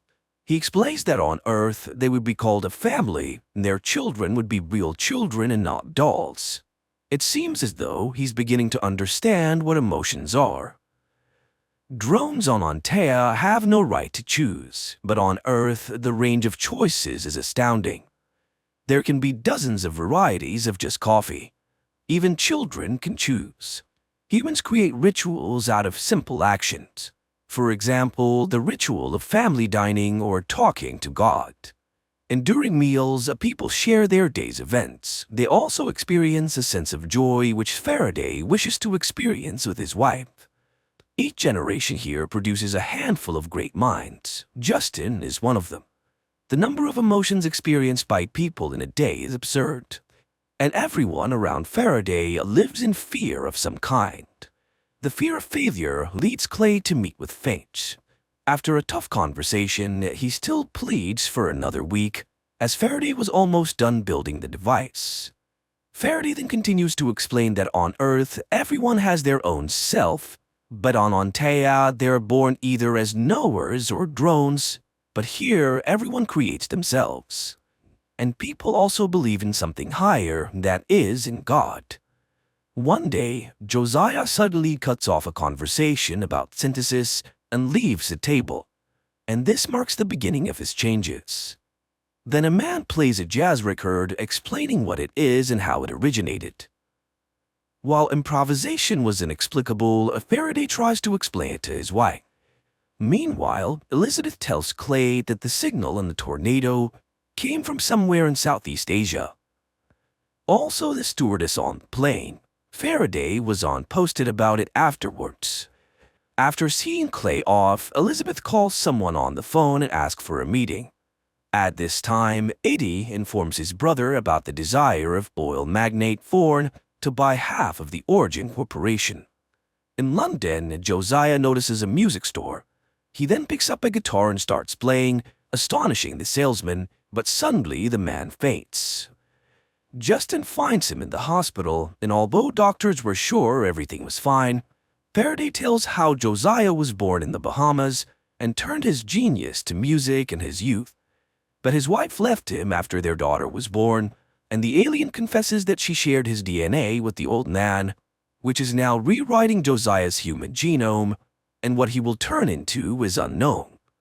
Josiah then leaves the house and goes to a bridge. There he finds a wasp nest and stares at it for a long time, and upon returning home, starts writing an endless equation. The doctor arrives and announces that his blood oxygen level is elevated. Justin blames everything on Faraday, but suddenly, Faraday realizes that Josiah translated his daughter's equation into sound frequencies and wrote a song, the key to the synthesis process. He sets up a keyboard instrument in front of the device and asks Josiah to play its melody. Well, the man begins to play, and gradually, by changing frequencies and tempo, he managed to activate the device. Faraday joins him, and everything works out. That night, Elizabeth takes Josiah's medical chart from the doctor and reports of Clay about Faraday's successful experiment. Looking at the test results, she figures out that Newton is in Cambodia, where a cement bunker can be seen in the middle of the jungle. Clay informs Finch about this, and she forbids him to go there. But the agent sends a special force team to Cambodia. The soldiers enter the building, which turns out to be empty, but inside they find unknown plants whose dust kills them. Clay watches this in horror through a mirror screen. Meanwhile, Molly asks her family to help her with an assignment and create a family tree. But they have no photos, so Faraday draws a very similar family portrait, to which Molly asks to add him.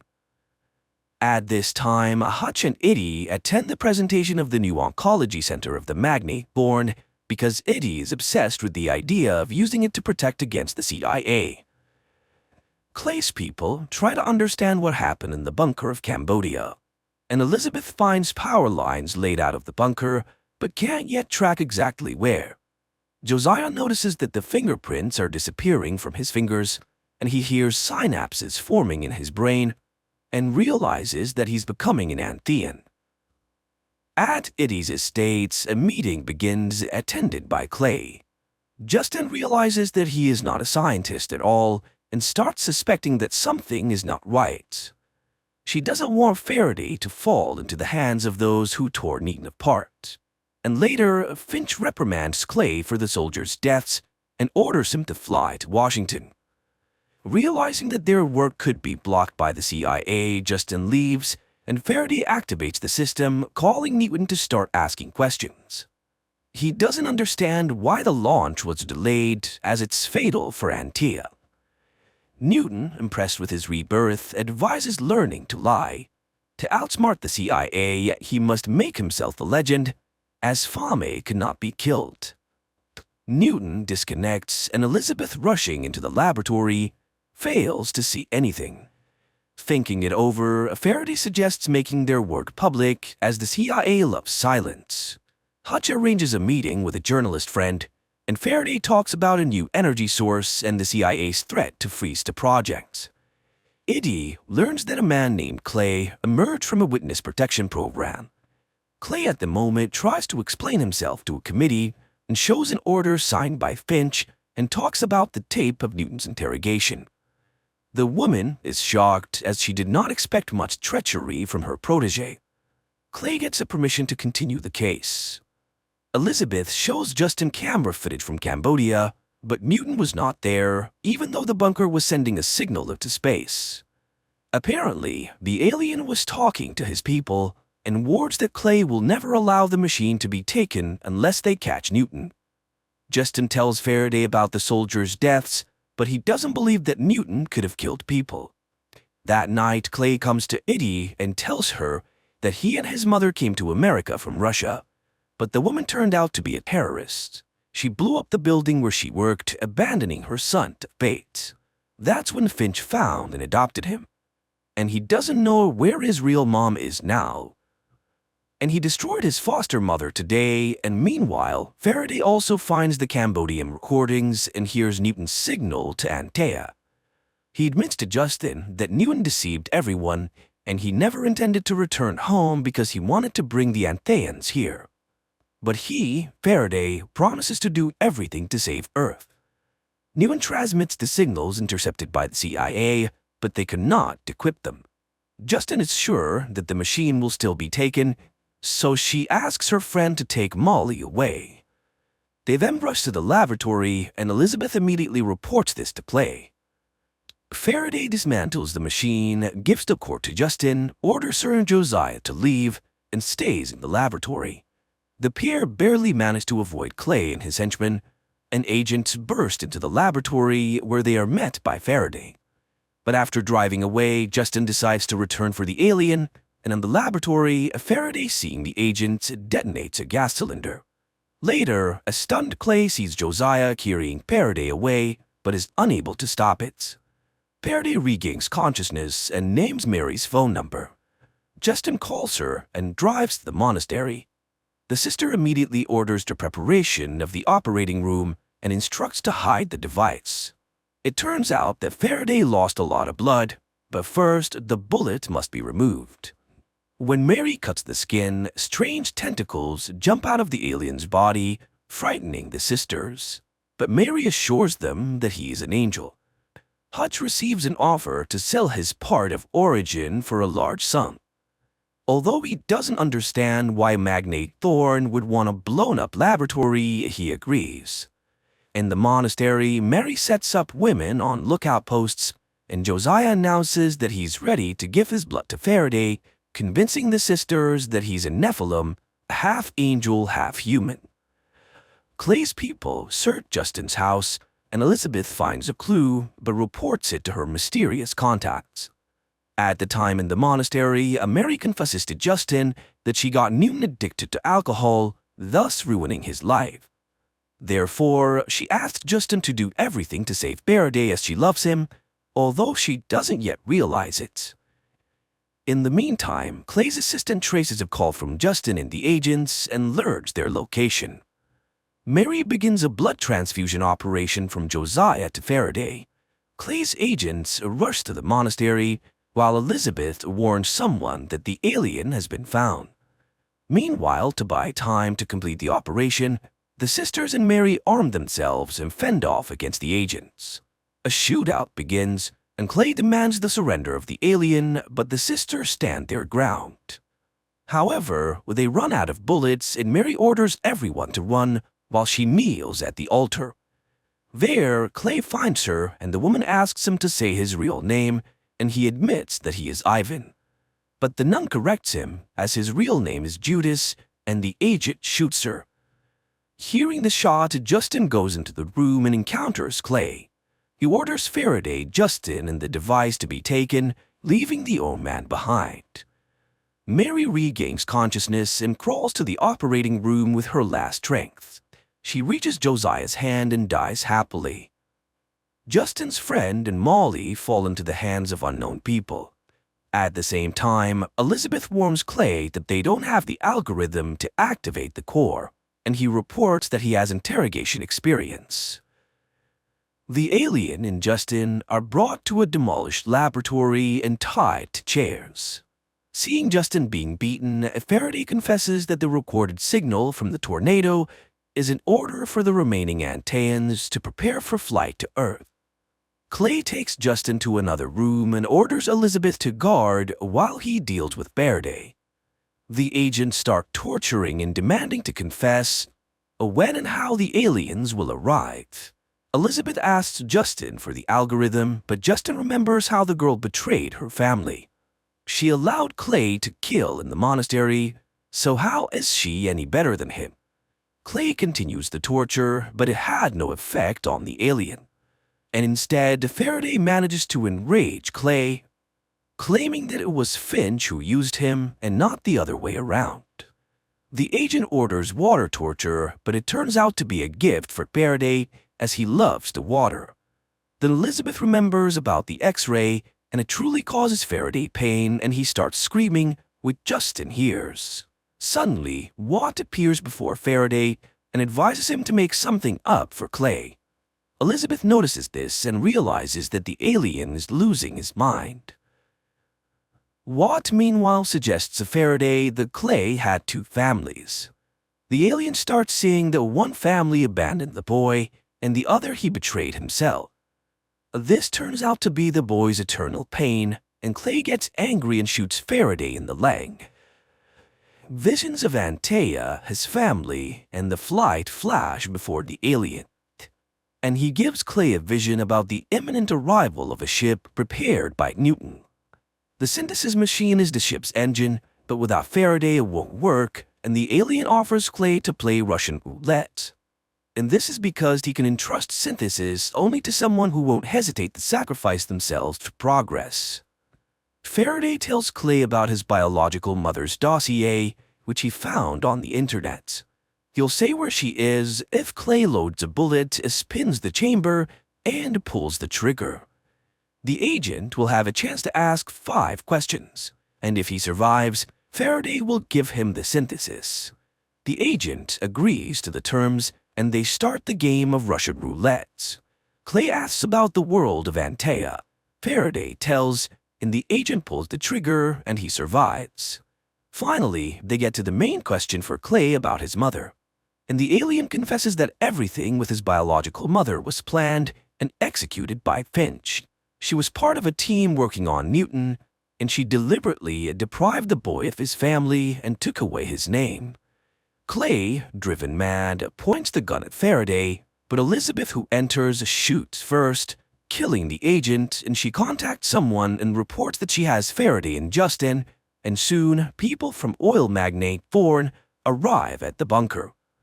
Molly has been with them for a long time and is safe, and Josiah is also alive, but his illness has returned. All of them are now under Thorne's protection as he sees the future in synthesis. The people are taken to meet the magnate, and in a vine-covered cave where Buddhist monks sit on the floor, they meet Newton. Faraday recalls how on Antea the knowers took seeds from him that was supposed to sprout on Earth. In the present, Faraday expresses outrage over his dissection, but Newton draws attention to the surrounding vegetation.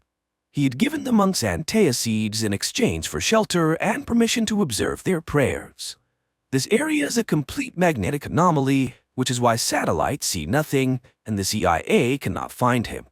Therefore, no one could spot the huge spaceship that Newton built. He shows the ship to Faraday, who realizes that only the knowers should come to Earth. Faraday is shocked because it was the knowers who made all the decisions that led to Antea's demise, and the drones just followed their orders. But now it's the knowers who must perish. Justin also realizes that after the arrival of the knowers, humans will become drones, and after all, the reborn Josiah stopped experiencing emotions and began to prioritize efficiency over love. Newton insists that only the merging of races will give Earth a chance to survive, but Justin is adamantly against it.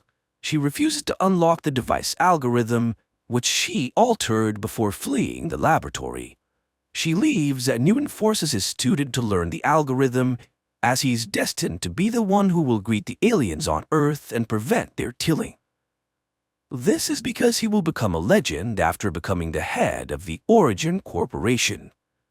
Faraday demands to take his family on the ship, but Newton advises forgetting about them and staying Justin. He doesn't want to see drones on Earth. Faraday was wrongly classified as a servant because he always asks questions. Faraday finds Justin, who's disappointed in him, and demands to be taken home, but he couldn't do that until he learns the algorithm. He confesses that it was she and her family who taught him to love. Justin gives in and goes home, and they again live in their old house. Josiah's illness has returned, and the woman is disappointed, but her father reminds her of faith, which will help them endure everything. 3 months later, Elizabeth visits Justin, and the woman confesses that she betrayed them for money. But now the CIA will take revenge on her and sooner or later kill her. But before that, they will take Faraday, and Elizabeth gives her cross to Justin and asks her for forgiveness, and Justin reveals to her Thorne's identity. Later, she accidentally finds Faraday's device, which alerts her to an approaching tornado. Justin follows its directions and enters the hurricane's eye. Meanwhile, news reports broadcast a man ready to share a new type of energy with the world. In the evening, in a huge theater, Faraday appears on stage and he begins to talk about everything that happened. Simultaneously, agents head to Justin and Hutch's home. At the theater, a sniper targets Faraday, but he pulls out the synthesis box, forcing the sniper to stop. Faraday is brought to Finch, and he refuses to answer until he sees Justin and Hutch. Although Finch is sure that she is one, the couple is brought in. Then Faraday reminds them that the controlling stake in the new enterprise now belongs to Justin and Hutch, and without their consent, no one can do anything with the device. Faraday will fly to Antea and bring back the remaining people of his planet to Earth. Finch threatens all three with imprisonment, and in response, Faraday announces that in 12 hours, the blueprints for quantum synthesis will appear on the internet, and people will get it for free, and the USA will no longer be the world's owner. Finch threatens Justin's family, but Justin reminds her that against the system is the entire population of Earth, and now the CIA will have to worry about their safety. Later, Faraday comes to Newton, who admits that he's proud of him. Later, Faraday visits Josiah to return his hat and thank him for showing him his paternal love. He says goodbye to Molly, teaching her Antaean gestures, and she gives him a logo figurine. The hardest moment for him arrives saying goodbye to Justin, and he will bring his family there, although they might not recognize him now. But the woman is sure that everything will be as it should be. Faraday prepares for departure, while Molly and Justin planned Antaea's siege near their house. And at night, they watch the launch from a distant star. At times very naive, at times deep and subtle, with philosophy, with reflections on family values, but overall, lovers of science fiction should really enjoy it.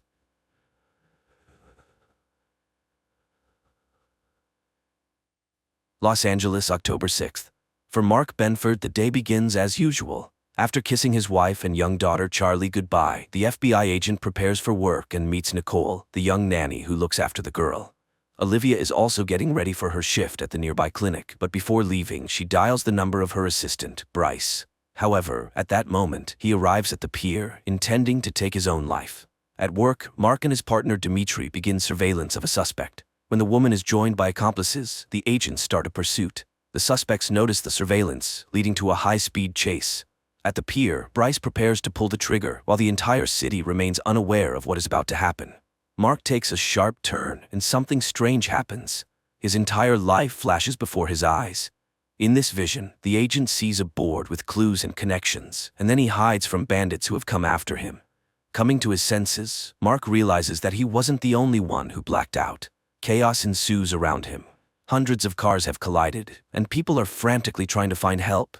The agents spot the suspect's car and head towards it. Only the woman remains alive, but she babbles something nonsensical about frightened horses. Mark leaves Dimitri by the car and rushes to his wife to check on her. As he runs through the streets, he realizes the situation is much more serious. The blackout affected the entire city and caused widespread destruction. Olivia informs her husband that hundreds of injured people are being brought to the hospital. She ends the call and attends to a patient, a boy involved in an accident. Amazingly, the teenager recognizes Olivia and calls her by name. At the bureau, the staff is urgently gathered, and Stan Wadek reports the first piece of information. People around the world lost consciousness. It is evident that millions of people died because of the blackout, but Mark is concerned about something else. He admits that he didn't just lose consciousness. During that time, it felt as though he was transported 6 months into the future, to April 29th, and he clearly saw what would happen to him on that day. His colleagues support him, and everyone shares their visions. Only Dimitri remains silent. During the blackout, he saw nothing. Mark and Dimitri organize a board to collect clues, and Benford recognizes it as the one from his vision. He mentions a name that stuck with him, D. Gibbons. According to him, this name is where the investigation should begin. Olivia hesitates, but eventually decides to tell her husband about her vision. She saw herself happy, but with another man. Mark convinces himself that it might just be an illusion, but his vision starts to come true that same evening. Charlie gives her father a bracelet that he saw on his wrist. Olivia has to take Charlie to the clinic so she won't be left alone. While she revives her daughter's favorite toy, Lloyd, the father of the injured boy. Dylan enters the room. The doctor is horrified to recognize Lloyd as the man from her vision, but he doesn't recognize her. In his memory, he didn't see his companion's face because he was always turned away. Meanwhile, the agents return to work, and unexpectedly, Dee Gibbons herself comes to the bureau. It turns out she is a religious woman who brings the agents cupcakes and doesn't understand what role she is supposed to play in the global blackout. The agents check Dee Gibbons and find out that on the day of the catastrophe, someone else with the same name used her credit card. Without delay, the agents fly to Utah, where they are met by Sheriff Keeban. During the conversation, the young woman mentions that she, like Dimitri, saw nothing during the blackout, and the guy hopes that it was just a peculiarity of some people. While the agents try to find Dee Gibbons, the Bureau studies a strange video. A man who remained conscious was spotted at a baseball stadium. Mark notices an abandoned doll factory, and recalling an image from his vision suggests checking the building. The agents immediately realize that someone is inside the factory, but they fail to remain unnoticed. An alarm goes off, and hundreds of dolls begin to sing. Mark and Dimitri find the suspect, but they don't see his face. The psychopath utters a strange phrase and throws a lit lighter. Sheriff Keybon dies from shrapnel injuries. Dimitri understands that his fear is not unfounded. He didn't see his future because that day will not come for him. Checking D. Gibbons' phone yields results. The unknown person called an unidentified guy from the stadium. Hawk tells Dimitri about her vision. The girl saw herself pregnant in an ultrasound room. Following her colleague's advice, she decides to post her vision on the website that the FBI created to collect memories. Noah decides to follow suit. He also posts his information on the Mosaic website, stating that he saw nothing. The guy's inquiry is answered that same evening. An unknown woman calls from a hidden number and says she saw an intelligence report. According to it, the agent will die on March 15th. A maximum security prison in Germany. One of the inmates, Rudolf Geyer, strolls through the yard chatting with a guard about the blackout. That same day, Mark receives a message from the old man. He knows what caused the blackout, but will only tell Agent Benford in person. Dimitri meets Zoe, his fiancée. The girl happily tells him that in her vision she saw their wedding in Hawaii, and the agent begins to hope that he can change his fate. Mark gets permission for a trip to Munich. He meets with the old man, but Geyer promises to reveal the truth only if he is deported to the US and all charges against him are dropped. Dimitri meets the customs officer from Geyer's vision, and he confirms the old man's memories. The old prisoner gets his way. He receives a pardon, but when it comes to his testimony, it turns out that he only knows about the dead crows and that it is somehow connected to the scriptures. Benford hopes that the old man's words will be of some use. He asks Hawk to check all cases of mass bird deaths. The agents manage to find out that a similar incident was recorded in Somalia many years ago. Mark asks to be sent to Somalia, but after the failure in Germany, the agent's request is denied. Then Benford asks Al to contact a former suspect in a hacking case to help him obtain the necessary information. Meanwhile, Dimitri returns to interrogate the girl they were tailing on the day of the blackout. The guy is sure she knows what happened, but she insists that the agents are looking in the wrong place and that Dimitri should hurry, as he has little time left. Despite Olivia's request to transfer Dylan, he is kept in the ward, but she doesn't even suspect that the boy's father, Lloyd, poses a threat not only to her family. Answering a phone call, Lloyd talks to his accomplice, the one who, together with him, caused the worldwide blackout. The agents are attacked. This prompts the CIA to get involved, and all agents are sent for a polygraph test to determine why someone is now trying to eliminate them. After the interrogation, the government convenes a meeting to decide whether to continue funding the Mosaic project. Stan understands that this is the only way to gather enough information, and they must defend their case. The Senate hearings begin at 10:30 p.m., and the floor is given to Agent Benford. Mark starts to falter in his testimony because he hesitates to tell the truth. In his vision, he was drunk. While Mark struggles, his colleagues find something interesting. In satellite images, they find strange towers in Somalia. Hawk immediately informs Mark of the discovery. After a private conversation with the president, Stan finds his subordinates and tells Mark that they have secured funding. Mark calls Janice to share the good news and to warn her that they will soon return from Washington, but at that moment, the agents are attacked for the second time. In the dining car, a passenger notices an attractive fellow traveler, and to get her attention, he starts talking about the blackout. While he tries to charm the beauty, hoping to lure her to his compartment, Janice Hawk is brought to the hospital in critical condition. Learning about the attack, Olivia tries to call her husband, but soon, he personally appears at the hospital with his colleagues. The agents visit the deceased attackers. Examining the bodies, Dimitri finds a mark on one of them, a blue hand. Mark saw the exact same symbol in his memories, and it was somehow connected to the worldwide blackout. Dr. Simon Campos, the charming guy from the train, gets what he wants, and the girl ends up in his bed, but soon she begins to regret it. The stranger tells her that in his vision, he takes someone's life and enjoys it. Lloyd arranges a party for his son and brings him a Halloween costume. But as soon as the man gets distracted, Dylan leaves. The boy gets on the first bus he finds and makes his way to the right address. Dylan enters the Benford house, uninvited, calling it his home. Dimitri finds another blue hand, but this time on a road sign. Following the direction indicated, he sees another marker and continues on. The nanny calls Mark and tells him about the little guest. The man is shocked to learn that Charlie knows the boy well, even though she has never met him before. Lloyd arrives at the house and immediately recognizes it as the one from his vision. Mark also instantly understands who this man is, and when Olivia enters the room, everyone feels awkward. The agents arrive at an abandoned house, which is also marked with a blue hand. Breaking in, they find several bodies with their hands smeared in blue paint. Returning his son to the hospital, Lloyd decides to head home for some rest, but in the backseat of his car, an old acquaintance is waiting. Dr. Simon Campos, the pathologist, informs the agents that all the deceased found in the abandoned house had taken their own lives. Agent Fiona Banks arrives from London at the bureau. Her American colleagues brief her on the Blue Hand ghost community. It consists of those who did not see their future, including all the deceased discovered in the abandoned house. Dressed as ordinary guys, the agents head to the ghost club. But to enter, the guests must play Russian roulette. The agents watch in horror, but when the leader of the movement takes the stage, they reveal themselves and arrest him. During interrogation, Dimitri tries to find out who hired the Blue Hand members that attacked Hawk, but Sunderland refuses to answer any questions, fully aware of what lies ahead. In his vision, Agent Goff heard himself talking to a lawyer. Al confessed to the attorney that he was guilty of the death of a woman named Celia. Tormented by these memories, Goff leaves Dimitri a letter and heads to the roof. To change his fate and avoid being responsible for someone's death, he makes a fateful decision. In his final letter, Al gives hope to everyone who saw something terrible in their visions. He assures people that the future can be changed. Simon finds Lloyd at the hospital, and Lloyd tells his accomplice that he wants to make an official statement and reveal the truth to the world, that they were responsible for the global blackout. Meanwhile, Mark takes his wife to the coast for a romantic weekend, but their relaxation is interrupted by a phone call.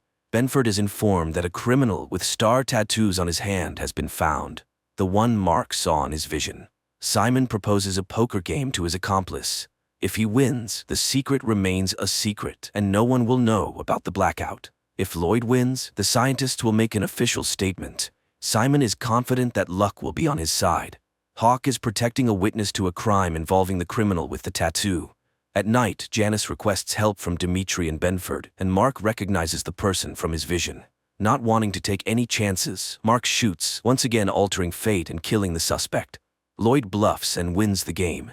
He refuses the money and asks his accomplice to prepare for the announcement. Janice receives an enhanced image of the first suspect and now manages to see the ring on his hand. This could be the first significant lead. Benford tells his wife that he was able to change everything and eliminate the man with the star tattoos on his hand. But at the same time, somewhere, a new plan is being put into motion, involving another individual with the same tattoo. He delivers a suitcase with rings to an unknown old man. Experts manage to identify the alpha symbol on the ring that belonged to the original suspect. However, no one can yet determine its exact meaning. New information emerges. The NSA discovered that several months ago, a suspicious call was made to Dimitri's phone. Dimitri realizes which call is being referred to and demands that he be given the caller's information, the only way he can prevent his own death. Mark finds a message on his wife's phone about his vision. He tries to figure out which of his friends could have betrayed him, but both Aaron and Stan are outraged by Mark's suspicions and deny any involvement. The agents listen to a recording of the call Dimitri received. They managed to determine that the anonymous woman was in Hong Kong. Despite the boss's orders, Mark informs Dimitri that they are flying to Hong Kong. The agents arrive in Hong Kong, where a local colleague is already waiting for them. Stan is furious that his subordinates disobeyed his orders, but Mark risks his job to save his friend. Lloyd addresses the nation with an official statement. He admits that on the day of the catastrophe, they were conducting secret experiments and takes full responsibility. But listening to the scientist's speech, Mark suspects that the real cause may be hidden elsewhere. Stan demands that the scientist be brought to him for questioning. Hawk remembers that Lloyd's son is still in the hospital, and the boss sends her to speak with him. An unexpected event occurs. Simon Campos himself walks into Stan's office. The scientist insists that he disagrees with his colleague and believes that someone else caused the blackout. He agrees to help with the investigation if the agents grant him access to classified information. Hawk meets Lloyd at the hospital and offers him protection in exchange for information, but Lloyd refuses to cooperate and asks to be left alone. The agents try to locate the woman who called Dimitri. To do so, Mark has to break another rule. He threatens the cafe owner who attempted to withhold the necessary information. Stan shows Simon satellite images that revealed strange towers. The scientist admits that the towers are his invention, a laser designed to accelerate plasma formation. Simon can't understand how this is possible. The technology to create them is still in development. But even more surprising is this: he invented the laser in 1992, but the images were taken in 1991. The agents inform Simon about D. Gibbons, who probably created these lasers. The scientist promises to help find the person who stole his idea. Lloyd asks the chief physician to transfer Dylan to a safer clinic, but after the announcement, the scientist loses his credibility and the doctor refuses to help him. Then Olivia intervenes. She promises to do everything she can to ensure the boy's safety.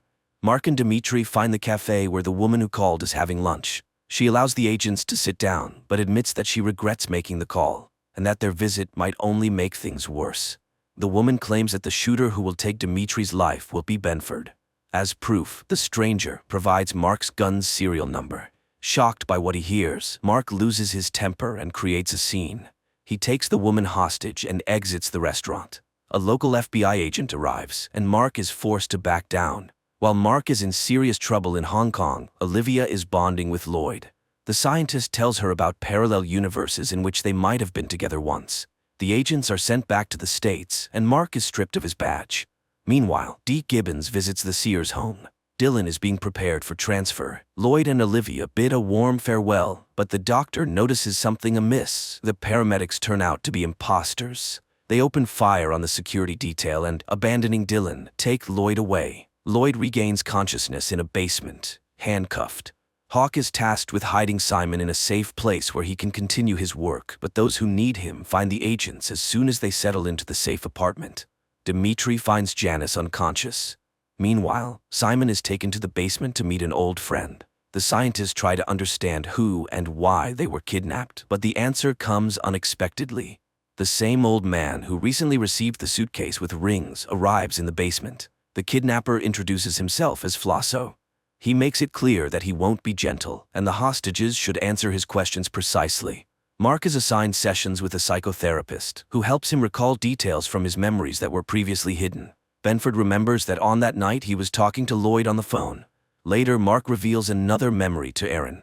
In his conversation with Lloyd, he mentioned a second blackout. Lloyd remains silent, realizing that his revelations could lead to a catastrophe, but Flosso finds a way to make the scientist talk. He has Simon's finger cut off right before Lloyd's eyes.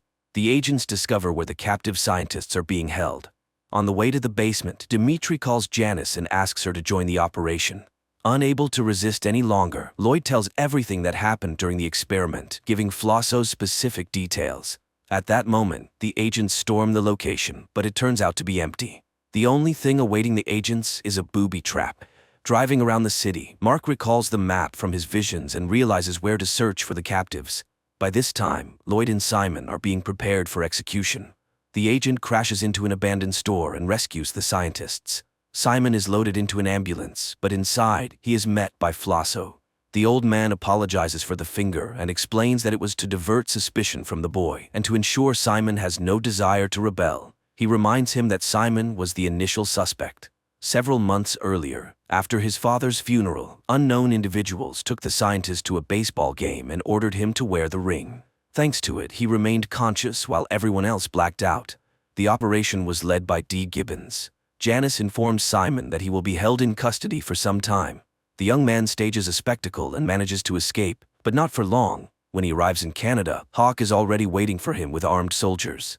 Hawk agrees to stay in Canada so that Simon can visit his family. But once again, Simon outsmarts the agent and escapes, despite wearing a special bracelet. Simon heads to a boat owned by an old friend, confident that no one will find him there.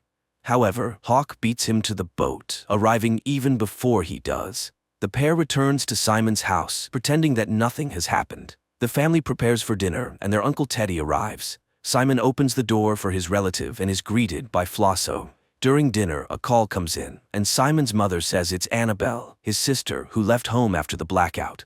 Flosso prevents Simon from answering the phone and shows him a video. His sister is being held hostage to ensure that Simon doesn't try to escape again. To further demonstrate the seriousness of his intentions, Flosso shows Simon a body in his trunk, the old man from the boat. Fed up with the blackmail, Simon decides to break free. He attacks Flosso and stops his heart. Mark brings Lloyd to his house and asks him to recall everything from his vision. Both men feel uneasy, but the agent knows that this is crucial for his investigation. Dimitri is confident that the Hong Kong woman's prophecy won't come true because he turned in Mark's gun for destruction, but attempts to change the future fail. The gun goes missing. The agents fly to Somalia to inspect the strange structures in person. Simon is part of the expedition, but he is denied a weapon. Meanwhile, in Los Angeles, Mark informs his boss that he has discovered D. Gibbons' real name, Dyson Frost, and that somehow he will be connected to Charlie. The team of agents comes under fire. Their guide tries to explain that they are on a humanitarian mission, but this doesn't stop the Somalis who kill the translator. The Somali leader realizes that he's being lied to. He has already seen foreigners arrive and set up the towers many years ago. He locks the visitors up and promises to kill them, one by one. The agents manage to disable the guards and take their weapons. They reach the helicopter, but it's already being looted by locals, forcing the agents to come up with a new plan. The team attacks their opponents but doesn't have time to escape. They are once again confronted by the leader. This time, everyone understands that there will be no chance to fight back. One of the guards, out of fear, reveals the truth about the visitors. Learning that they are FBI agents, the Somali demands a large ransom to help him take over the country. Janice manages to persuade the leader. She convinces him that their mission is not to start a war, but to prevent one. The Somali helps the group reach one of the towers. Simon examines the structure with surprise, noting that it was built exactly according to his design, but long before he developed it. Dimitri discovers a videotape that has been stored in the tower for 18 years. On the tape, the Somali recognizes his fellow tribesmen, whom he believed died during the first blackout. The agents also identify the experiment's author. It was D. Gibbons. Exploring the tower's tunnels, the agents find a sealed room where villagers were imprisoned. Judging by the remains, the experiment's participants were killed. The Somali leader is enraged by what he sees and plans to take revenge on the Americans, but Vogel acts faster, leaving the Somali leader lying with his tribesmen. Dimitri reviews the tape again, and the next few seconds shock him. D. Gibbons from 1991 addresses him by name. The recording is sent to the department. Mark watches the message left by Gibbons many years ago. Following the criminal's clues, Benford deciphers the chess code and dials the phone number that Gibbons left specifically for the agents. Mark arrives at a chess club to meet someone who could help in the search for the scientist, but the only witness has been killed. Benford realizes that there is someone in the department leaking information.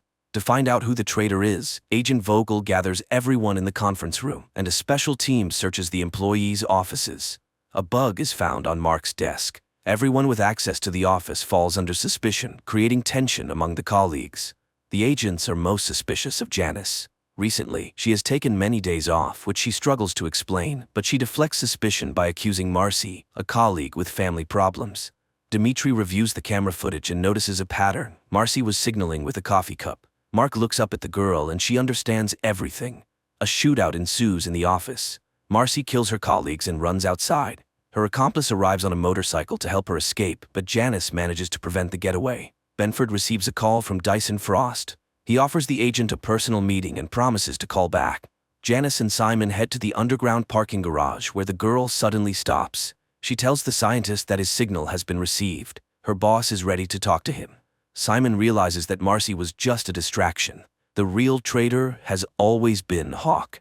The police inform the feds that a crime was committed the previous night using the stolen gun. Dimitri catches up with Marcy to find out to whom she passed the gun, but she only says that preventing Dimitri's death is impossible. The agents receive a signal that a criminal with Mark's gun is committing a crime in the city center. Dimitri steps forward, trying to distract the guy and persuade him to release the hostage. As soon as the assailant lowers his guard, Dimitri shoots. Despite the successful outcome, there is no relief. The gun in the attacker's possession has a different serial number. Agent Dimitri prepares for his wedding, trying not to think about the future. But while the bride and guests wait for him at the church, D. Gibbons attacks him at his home. Mark decides to inform his wife about his missing friend, and while she is on the phone, D. Gibbons sits down next to Charlie. The agents carefully interrogate Charlie, and the girl describes her conversation with the stranger. She also hands over a picture the old man left her. Mark and his colleagues prepare to visit the address that D. Gibbons provided with the picture. Meanwhile, Dimitri finds himself at the mercy of a gun, which the villain has attached to a special device. The mad scientist enthusiastically tells his hostage about his inventions and plans. He claims that Dimitri's death is his only chance to save his own life. Benford arrives at the designated location. Finally, a teenager approaches the agent and hands him a backpack with a phone. The agent follows all of the criminal's instructions without question to save his friend. He leaves his colleagues behind and, getting into the prepared car, successfully evades pursuit. D. Gibbons directs Mark along a highway through the countryside. Constantly checking his watch, the agent continues his journey through the mountains. Finally, he spots D. Gibbons. The old man raises his gun and orders the agent to handcuff himself. Mark distracts the old man and attacks him. He demands that Gibbons take him to Dimitri, but someone no longer wishes to keep the witness alive. The scientist is eliminated. As he dies, he doesn't have time to tell Mark where Dimitri is. The navigator leads Mark to the last known location of D. Gibbons. Benford bursts into the building and spots his friend. There are less than 2 minutes left before the automatic shot, and Mark tries to solve the scientist puzzle to stop the mechanism. The timer reaches 0 and the gun fires, but by this time, Mark manages to lift the gun and Dimitri survives. As soon as Dimitri gets out of the chair, water washes away the scientist's map, destroying all the evidence and clues. Mark instructs his colleagues to figure out Frost's blueprints and determine how they are connected to the second blackout, which the mad scientist mentioned. A strange man appears at Olivia's house. He babbles incoherently, claiming that the doctor's husband is Lloyd. Meanwhile, Janice delivers Frost's blueprints to a professor of archaeology, but the people for whom the double agent secretly works demand that she steal the originals and hand them over. Hawk is forced to take a risk. She steals the blueprints from the Institute and sneaks into the office to retrieve the last copy from Mark's desk. Benford catches his colleague red-handed, but she manages to talk her way out by inventing a story about lost documents. Mark asks Hawk to come to the office to meet with the professor. The girl realizes that her deception has been uncovered, but Benford postpones the conversation and returns to his discussion with the scientist. According to the old man, the blueprints that D. Gibbons had were some kind of device for counting down dates. One of them is October 6th, the day of the blackout. Frost's words keep replaying in Mark's mind, and an idea strikes him. He breaks open the large chess piece hanging on the board. Inside, the agent finds a ring with an unknown symbol. Olivia meets Gabriel, the strange man, again. He keeps repeating random, nonsensical words, but finally, the woman manages to discern the main point. The guy has been subjected to multiple blackouts, becoming a victim of Frost's experiments. Experts provide the scientists with the results of analyzing Frost's ring, and Simon makes an astonishing discovery. Inside the ring is a device that allowed its wearer to remain conscious during the blackout. Janice meets with her handlers. After failing the mission with the blueprints, she is given one last chance. This time, she must retrieve the ring from the vault and eliminate Benford. On a city bridge, Simon spots his sister. Annabelle delivers a message to her brother. They need him and the ring. Simon has only 12 hours, or else his sister will be killed. Dimitri arrives at a crime scene and learns that someone has been eliminating all those who managed to survive the predicted date of their death in the last 2 weeks. Simon memorizes the safe's code when Lloyd places the ring inside. As soon as the scientist is left alone, he decides to use this opportunity to save his sister. The agents identify the executioner who has been getting rid of all the survivors. It turns out to be Mr. Slingerland. The agents catch the psycho just as he tries to dispose of another victim, but despite all efforts to save her, an agent accidentally hits the girl. Mark discovers a minivan and Annabelle inside. He informs Simon, but it's already too late. The scientist escapes with the ring. The agents investigate Simon and his alibi for the day of the blackout. Using special software, they establish that he was indeed the prime suspect at the baseball stadium. Olivia brings Gabriel to Mark's office to help find clues. According to the madman, Benford's wall is full of errors, and he forces the agent to redo everything according to his notebook. During interrogation, Gabriel says that Frost wasn't the only leader. There was someone much more important, and he will repeat the blackout very soon. The deranged stranger shows a portrait of this person. It turns out to be the man Simon is currently talking to. Gabriel is set to be transferred to a safe house, and Janice informs her handlers about it. The minivan falls into an ambush, but instead of the strange madman, it's Mark disguised inside. But the agent's operation doesn't end there. He manages to infiltrate the villain's lair and capture the leader. Mark realizes who the traitor in their department is, but Janice still doesn't tell the truth. She claims she was only working for the CIA. Benford begins interrogating the main suspect. He wants to know how the villain caused the global blackout, but the scientist is confident that it doesn't matter. Regardless of how the day unfolds, the outcome will be the same. Benford will be dead by nightfall. Dimitri heads to Janice's house and finds Simon there. Hawk sees no other way out. She helps her partner arrest Simon despite their previous arrangement. Despite warnings, Mark loses control and uses force to find out when the global blackout is planned. Stan realizes that Benford is not in control of himself and orders him to be removed from the office. At 6 in the evening, thousands of people gather in the streets to celebrate April the 29th, the day from the visions. Lloyd arrives at Olivia's house to ensure events unfold correctly, but the woman also decides to change her fate and leaves town with Charlie. Mark's chain of events also changes. He starts a brawl in a bar and ends up in a jail cell. With just over an hour left until the moment of truth, all the characters find themselves in different places, but Stan posts bail for Mark, and everything starts to fall into place. The agents return to the bureau due to a report of planted explosives. At the same time, Lloyd finds Olivia and asks her to return home so they can recreate the evening from their shared memories. The scientist's plan begins to unfold. Dylan writes the formula he saw Lloyd use on the mirror. The FBI building is attacked by masked assailants, but this doesn't stop Mark, and he finds himself in his place at the map with the clues. Simon infiltrates the corporation's server room to hack the computer and prevent another blackout. At the appointed time, Lloyd calls Mark and gives the date of the next blackout, the next 48 hours.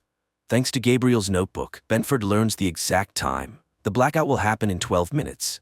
The masked criminals destroy Mark's office and all his work, but the agent survives and tries to fight back.